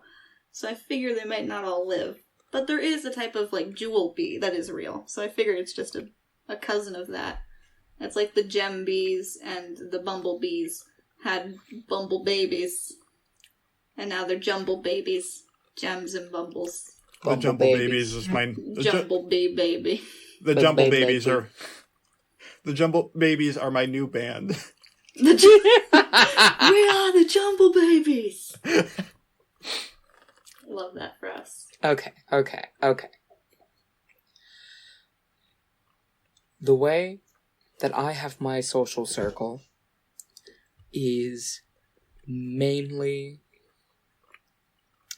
either here, working at the cafe, which is pretty rare anyone actually talks to me, because either they don't want to interrupt the music, or they do not see me, they see the piano, so they don't really talk to me. If they actually converse with me, it is very surprising. But I made friends with Pika because we were kind of similar. I mean, both kind of from Onion and cool moms. I mean, that's not something that I have, but I don't know, I just kind of cared about him. I cared about... What about that other... You go and visit somebody every few days. What about them? I don't know much about them, but, like, you don't know them from work. No, you're right. I met them on a train. Anyways.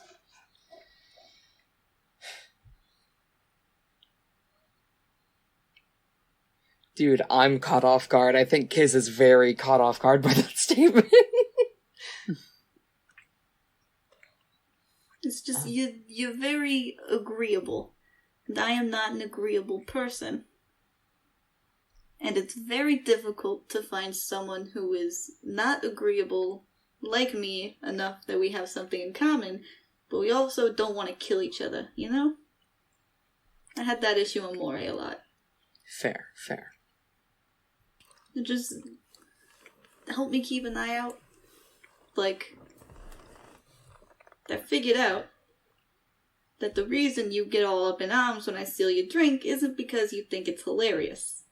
It's because it's your fucking drink. And you would like to drink it. I do think it's hilarious, though. Like, the first couple times I was a little bit insulted, but now it's kind of like, your family? Like, it's just something cute that you do.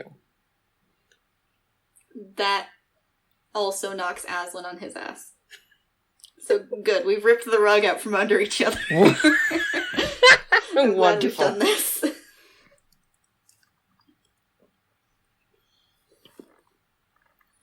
I mean, like, why did you think that I ran towards here? It's like getting to go into my big brother's room or something. I'm not usually let in here.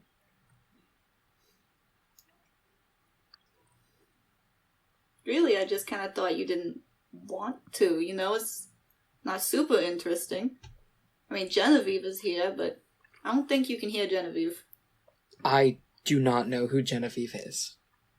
I am Genevieve. Yes, you are, Jen. Do I hear Genevieve? No. Okay.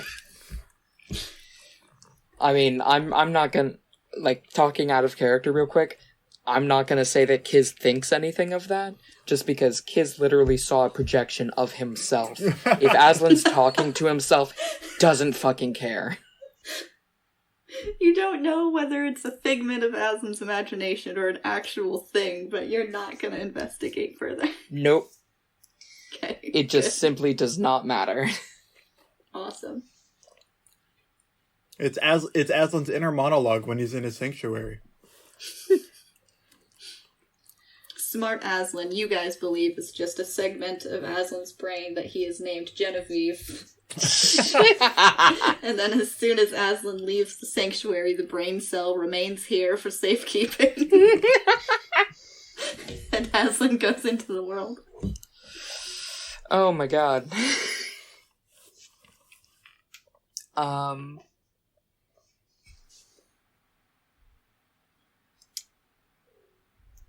You know what, Kiz?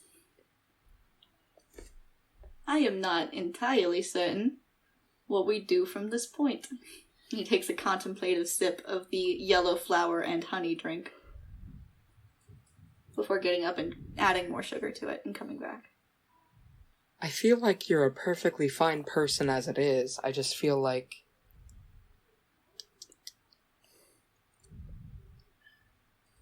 you don't get the opportunity to make a lot of friends. You're mainly working. And I'm not sure if friends is your goal or just feeling better about yourself is your goal. Aslan's eyes sort of narrow at a point somewhere over your shoulder and is uncertain how to respond. I mean, we can make you some friends if you want.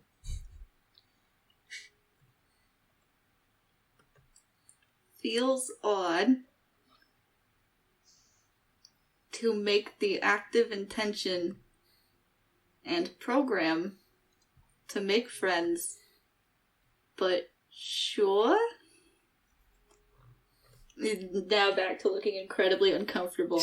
Like, Aslan's I'm uncomfortable and kind of scared with the way that this is going face is similar to I have just realized that I am constipated face.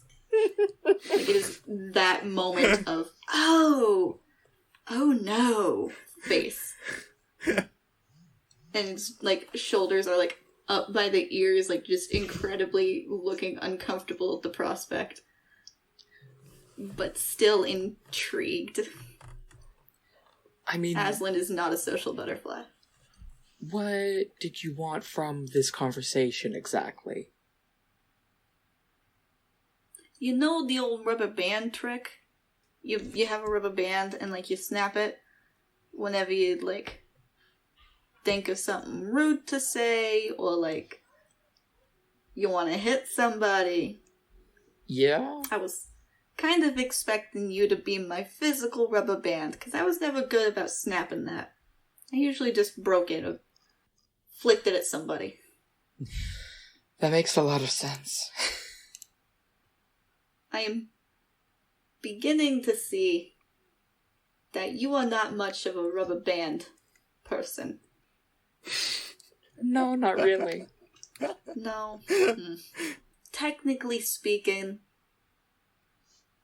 back on Moray, when I was working with the gates, the rubber band method was really the method we all subscribed to for not doing shit we shouldn't do.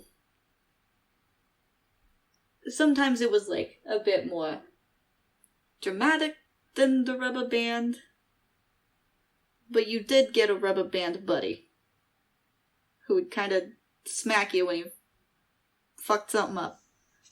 And I'm beginning to understand as well that that is not the standard way that friend groups interact. No, that is not. No, that is sorry on my part. Also, I think this is the first time Kismit's heard of Aslan working for the Gates family. It is. I'm gonna put it out there that Kiz has not drawn the connection between Gates and Pika Gates. And Gates? And Gates, yeah. That's fair.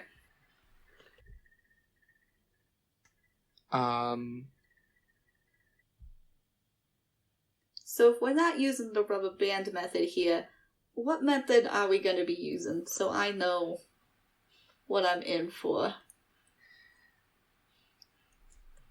I just try to be nice to people. Oh.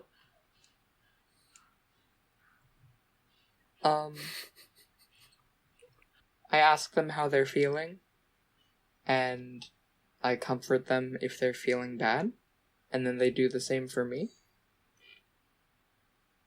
And just kind of hang out sometimes, look at things that we like. I mean, Aslan, what do you like? Oh. I like puzzles. Puzzles, good. Yeah, there's this, hold on, I fucking bought one, and now he's completely distracted and pulling out one of the puzzle books that he bought earlier today. Bookish, yeah. And he shows you, it's Sudoku, but instead of numbers, it's letters.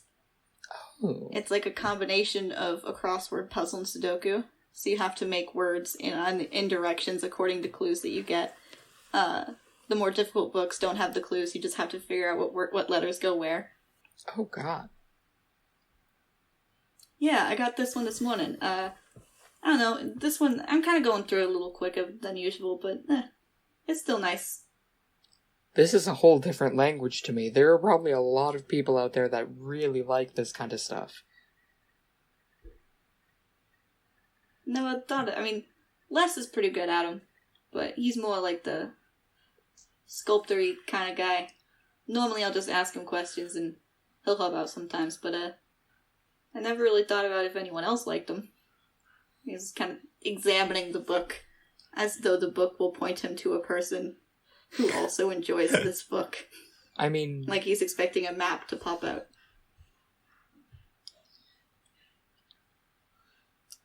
You can always talk to folk online that like them, or you could go to... where did you get that? Bookish, that old place in Onion? Yeah. Okay. Shit, you go to Bookish? Yeah, dude. They got fucking... well, I don't like the Monte Cristos, apparently, but, like, the fries are good. Monte Cristos are disgusting. I did not know that. I'm so sorry. I do enjoy the French dip, though. Very much recommend that for the next time. You're a French dip. You're a...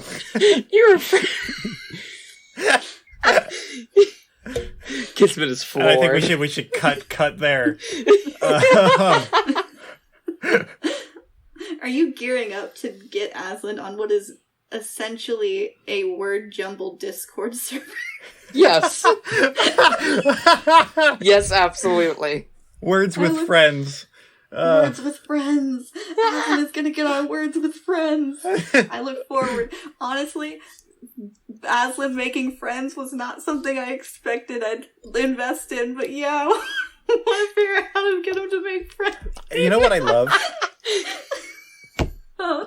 I love that this conversation happened after your meeting earlier with the Gateses. Mm-hmm. If this had happened before, it would have made more chronological sense, but it's funnier this way. It's funnier this way, because now Aslan is sitting here listening to Kismet explain, like, yeah, this is how you interact with people and make friends, and he's like, fuck, I didn't do any of that shit. Ah, shit. Hold on, I need to update my personal goals. Words with friends. Words with friends. It's probably a day or two later, at least. Maybe up to a week later. When you have your meeting with Pika, Kismet. Wonderful. Ending on a high note, I see. Well, we're gonna do our group meetup session where you can guess Ruth's age. Right. Oh, and then I'm gonna roll on the machine downstairs. Right. So, you, I think you come to a meeting place where you agreed to meet Pika.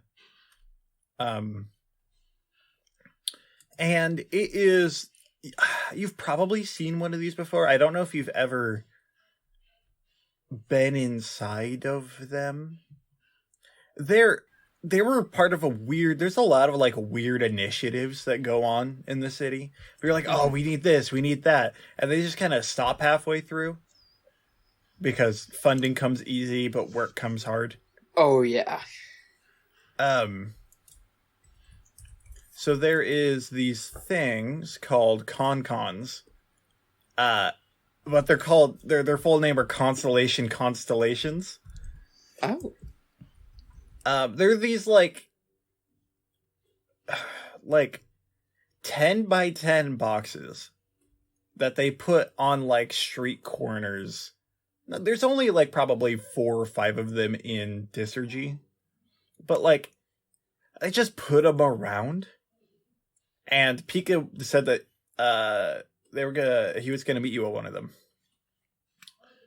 Do I get to know which one, or? Oh yeah. One okay. In particular.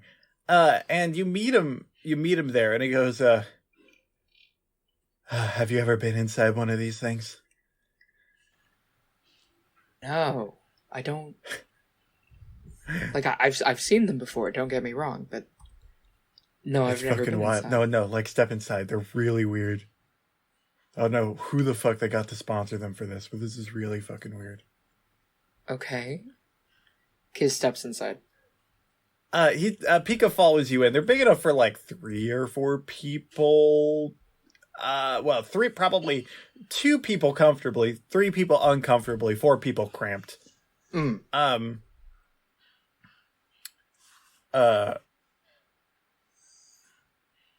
But the 2 of you step in here, and immediately you can no longer tell. Like, the walls are so black that you can no longer gauge if that wall is 2 feet in front of you or 20 feet in front of you. Oh. As soon as the door closes. And there's this kind of feeling that sets over you, like you're getting wrapped in, like, a warm blanket. Oh.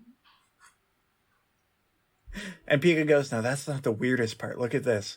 Pika closes his eyes, and then, like, you see, like to the sides of you guys, like, little fireworks of, like, yellow and red. Oh. That are, like, in the distance. And Pika goes, like, yeah, these things, they are designed to make people feel, like, comfortable, and also like they like whatever your mind state is, it'll try to like create visualizations of that Oh, that's really nice. in like abstract colors and stuff. It is. It's also kind of weird that it's just on a street corner. I mean, I can see why my mom never took me to one of these now, if she ever knew what these are even. So it kind of feels like over the next few moments it kind of feels like you're floating through space. Even Love though you're that. very much have your feet planted on the ground, because you can no longer, like, as soon as like the moment passes when you're no longer focusing on the walls, it's like, oh, I don't know if I'm on a planet anymore. Right. But yeah, the two of you are just kind of floating in this box. And Pika goes, so why'd you want to meet me, Kismet? I mean, not why'd you want to meet me, but you sounded like you had kind of a thing you wanted to talk about.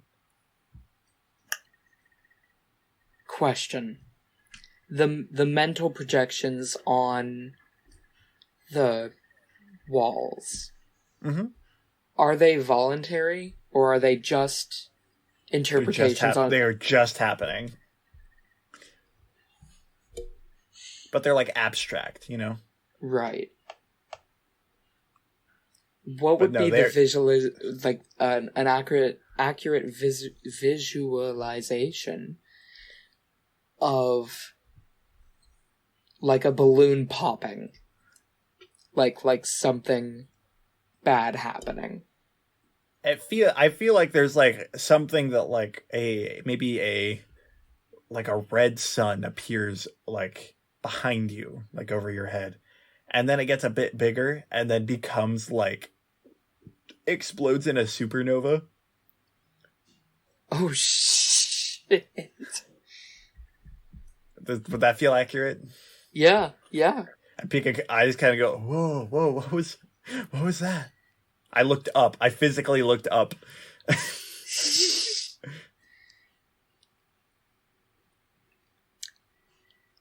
Pika, something happened on one of the missions we went on.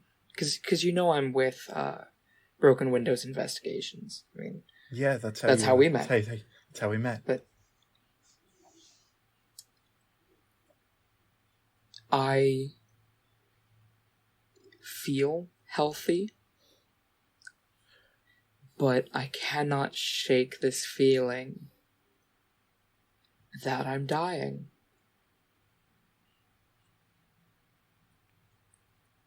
And I think the colors on the supernova just kind of turn like blue and purple and start like becoming wispier. And you see Pika's around Pika, it becomes like kind of like a bunch of bubbles popping, like a bunch of bubbles like appearing and then like popping, only to be replaced with other bubbles. So on the mission, Aslan threw their thermal boomerang, and it was not at me, of course. But when it was coming back, it was going to hit me directly in the chest, and it was gonna fucking hurt. And I didn't dodge. And it didn't hit me. It went directly through me. And I feel like Kiz does the same thing that he did with the doctor, you know, just kind of showing that little bit of skin. Just kind of like easing into it. Yeah. Mm-hmm. But I also don't think that that Pika has seen the prosthetics. That's fair. I don't think he has. He goes, I think he very much attention gets grabbed onto that first. He goes, oh, I didn't know you had prosthetics. Oh, What is that? My skin. It all looks like this now.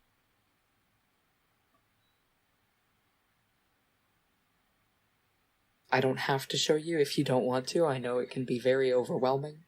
I went to the doctor. I went to the hospital about this, and she was overwhelmed by this.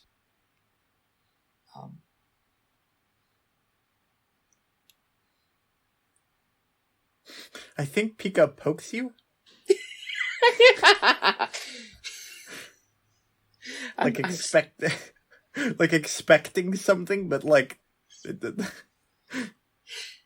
nothing Okay, comes no, of that's it, fair. of course. No, I still feel I still feel like I have human skin. At least where my arms aren't missing, you know. Mm-hmm. But I don't know entirely what happened, but I think that I just went fully transparent and fully, like, not physical when the boomerang was supposed to hit me. Because that's when this happened to my skin, and I know that that's not a side effect of a thermal fucking boomerang. It doesn't do this. I think the bubbles around Pika speed up a little bit, and now when they pop, they leave like a residue of like orange and blue. I went to the hospital. They have no idea what's happening to me. They told me that if anything gets worse, obviously come back. But I cannot shake this feeling that this is it. Like, I've never felt this way before.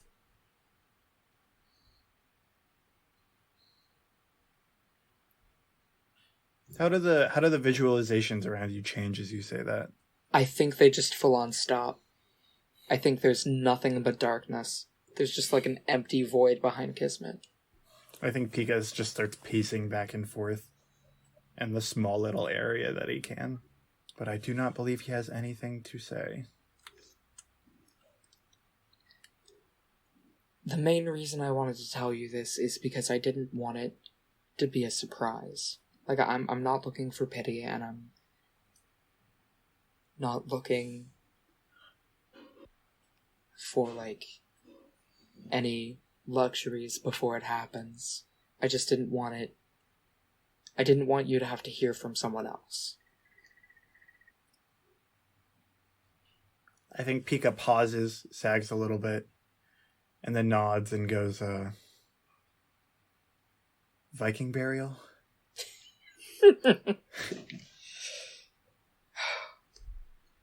That'd be cool, wouldn't it? Fucking, we got the ocean right there. We have the ocean right there. I'm not great at archery, but I could give it a shot. You could give it a shot. I could give it a. I could give it a.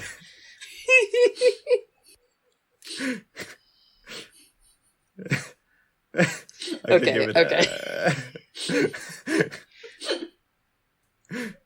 could do a. You could do a little I could little flameo, huh?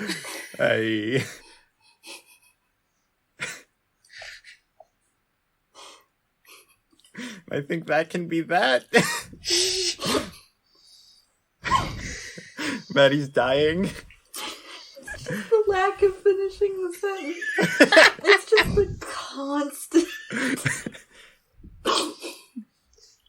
Just a weird total change. I could, I just like the idea that you essentially go back and forth saying, I could give it a little, I could, for like 20 minutes. And just never actually say yeah. word. No, I think Pika's outward demeanor kind of like brightens, but like the anxiety bubbles do not stop. I feel like some color resumes behind Kiz, like some little sparkly fireworks or something. Yeah. Aslan, how do you investigate the weird thing? Can you describe it again? So when I picture it, I sort of picture it like, looking like, oh god damn it, you used the word earlier in the session. The big building where you look at stars, not an osteoscope. Observatory? That's the bitch. It looks like an observatory, but instead of it being a building, it's like 7.5 feet tall. And then maybe, like, the diameter is maybe 5 feet, because it's got that circly bit. The outside is covered in a bunch of wires and dials and gauges that Aslan has zero comprehension on. And every once in a while it makes noises and hums, and he doesn't know what that means. But it's hooked up to a bunch of kind of old computers, which are outdated even by most standards. This weird outdated computer system that is connected to this machine that Aslan does not comprehend. And it was making whirring noises. It was making whirring noises. Yes. So, do you want to investigate it? I would like to investigate it. And I investigate it with Genevieve's help, largely by telling Genevieve my hypothesis, and then kind of working together to sort out what that could mean. So it's just me and Jen chatting in the sanctuary as I fiddle around on these computers that, again, I do not know what they do. I feel like this is a lift the veil. Yeah? Because I don't know that the analyze question specifically is what you're looking for. Mm-hmm. How are you feeling? I'm feeling... How is Aslan feeling? I think that this might be a joyful. Because he's sort of excited to look into this and to explore what this is. Yeah. Well, that's a +1. All right. Roll me a joyful. Mark that joyful, and then get rid of one of my scared. No, not get rid of one of my scared. Get rid of one of my sad, I have none. Come on. Ooh. I got a... Fuck, I was way too... Oh, no, that's not gonna do anything. Mark XP. Well, it's gonna give me XP, but I'm not gonna get anything from this event. Which is a bummer. No. Damn, you see a machine? This sure is a thing. You're gonna get worse than nothing, because you failed. Oh, no, you're on my... No, get out of here. No, I was trying to read the Lift the Veil information on my character sheet, and the tab changed, which means that Dominic is snooping. Oh, no. Get out of here. Get out. I don't know if I like it better when you make a quick decision or when you ponder. Ooh, right. Kismit. Real quick. Kismit, you get a text message from Pika. Okay. Pika wants to know if they can use you as a reference in their job hunting. Oh, yeah, sure. All right. Is that related? No, but it's something I don't want to forget. So I meant to have Pika ask in that scene, but I forgot to do it first. And if I didn't do it first, it would have not felt right. So I thought you were gonna say Pika interviews for my job. Yeah. I mean, just lose my job. There was just a very violent vibe change, and I was like, huh? I think instead of you getting to ask a question, I get to ask a question. Aslan, where is the information? Where is the information? Where is the information that we want? As to what this thing does? No, I want to make sure the tone is clear here. This is an aggressive question that you get. It doesn't get asked that clearly in words, but that message is conveyed. Someone has asked you that question. Oh no. Oh. And then a moment later, the necklace. The necklace has the information, and the presence withdraws. Fuck. Oh fuck. Oh god. Aslan's like clutching the necklace, like, oh fuck. Oh god. Oh shit. All right.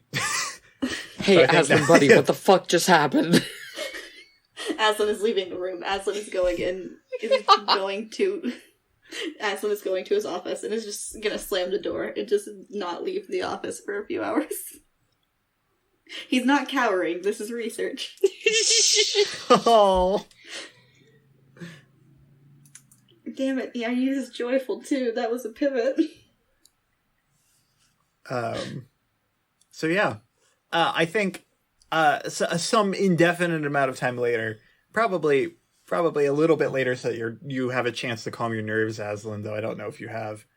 Mm-hmm. The Rhythm and Rhyme has closed for the day, and Ruth has summoned all three of you to sit at a table with her, because it is time to ask your questions. Last time, I forget, one of you guessed an age last time, and you were wrong. I forgot what that number was.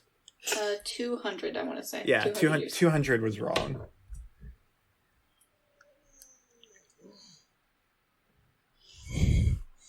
But, yes, the three of you are sitting at this table. It's the only table without the chairs turned up on it. Yeah, the four of you are there. Ruth goes, all right. It's been a little while. Have you thought more about my longevity and how old I might be? 1,269. Is that your question? That is... Yes. That is incorrect. I'm not 1,269 years old. Oh, 4,200, sorry. Though that would be a hilarious age to be.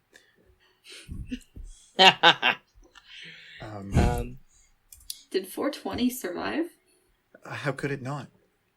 How could it not? It said at the beginning of the podcast, 4 20-year-olds. Or 4 20-somethings. 4 20-somethings, yeah. God damn it. Aslan would smoke space weed. Kismit would also It's smoke just space weed. Spweed. Spweed. Spweed. It's spweed. Spweed. Or spedibles. Aslan, You prefer- Kismet, Sorry. if you're done making weed jokes. Never. Never. How about Kiz, I'm cooking. You do your thing. I'm cooking. So it's either we ask a question or guess your age, right? Mm-hmm. I have a question, but I'm embarrassed. I mean, we're all your friends here, but I'm cautious. Yes, Kismet? Can I call you Mom? Oh. Oh. You may absolutely call me Mom, Kismet. I would love that. Okay. And you didn't need to use your question on that. That's so cute. I mean, I've been scared to ask. It's not like you actually adopted me or anything. You just kind of picked me up and decided that I needed food. Are you 100? I guess. The dog screaming in the background. God, I That's- love Jasper so much. No, hey, yeah, we're closed for now, sorry. Yeah. Just screaming from the other side of the door. Are you 157 years old? I am not 157 years old. Oh, I'm gonna ask a second question. You do not have to answer because it is without the confines of our game. Do you take joy in this confusion? Absolutely. Every single second.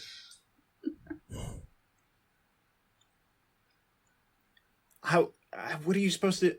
Like, I'm so old, I've passed all the grandma stereotypes. What am I supposed to do? Go backwards? I mean, I guess. But, like, I went backwards and then forwards. It was just, you can only run the spectrum so many times. You could run for mayor. I mean... And Aslan's eyes narrow. I don't know how that works, if I'm being honest. There's some sort of test, but I don't think they've given me the test yet. If you want to think about it, I'm kind of in my 30s, starting a business and the likes. So, I'm kind of there. There you go.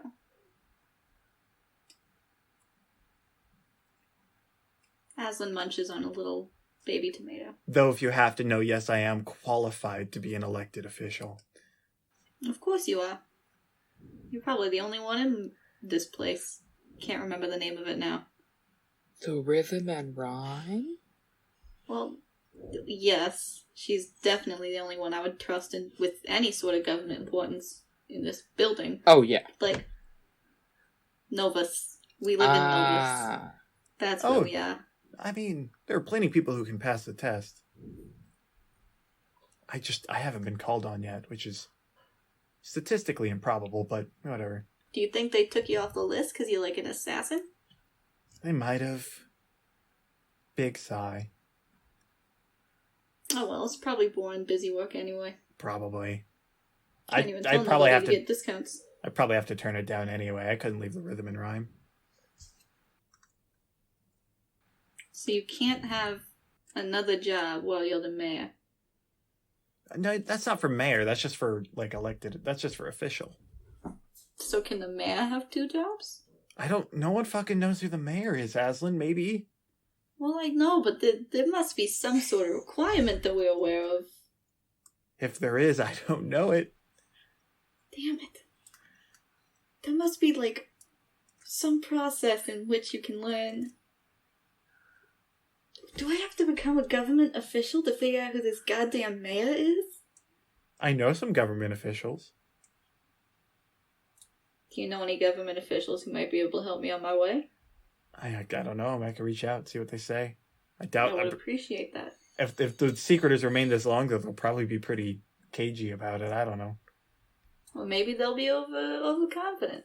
Maybe. Who knows? I just need one stupid person. From my experience, if you find one stupid person, your entire business is fucked.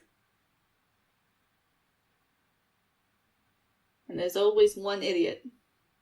Yeah, they're not wrong. They're not wrong. Aslan goes to have another baby tomato, but accidentally chokes on it. Oh, Aslan, please. It's fine, I'm fine. He puts that one to the side, eats a different one. No longer trusting that particular baby tomato.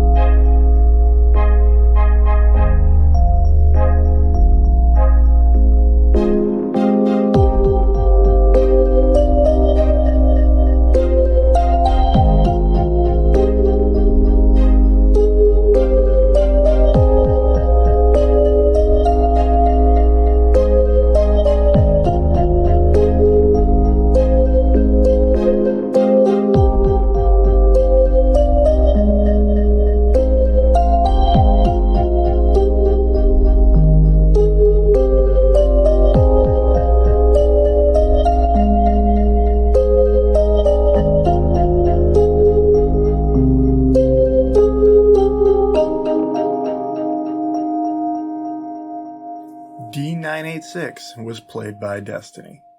Kismit Ventry was played by Sterling. Aslan Copper was played by Madison Price. Music and narration by Dominic Nauman. You can check out our Twitter at _BOD_cast.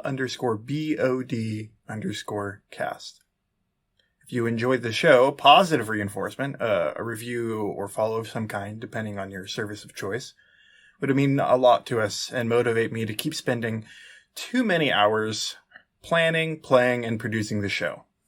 Thank you for listening. So this brings up an interesting question for viewer-wise. We have just stated several locations in which people can definitely find out where we live.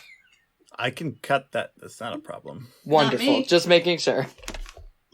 Also, not me. Oh, fuck you. Not me either. Not dumb. It's just me!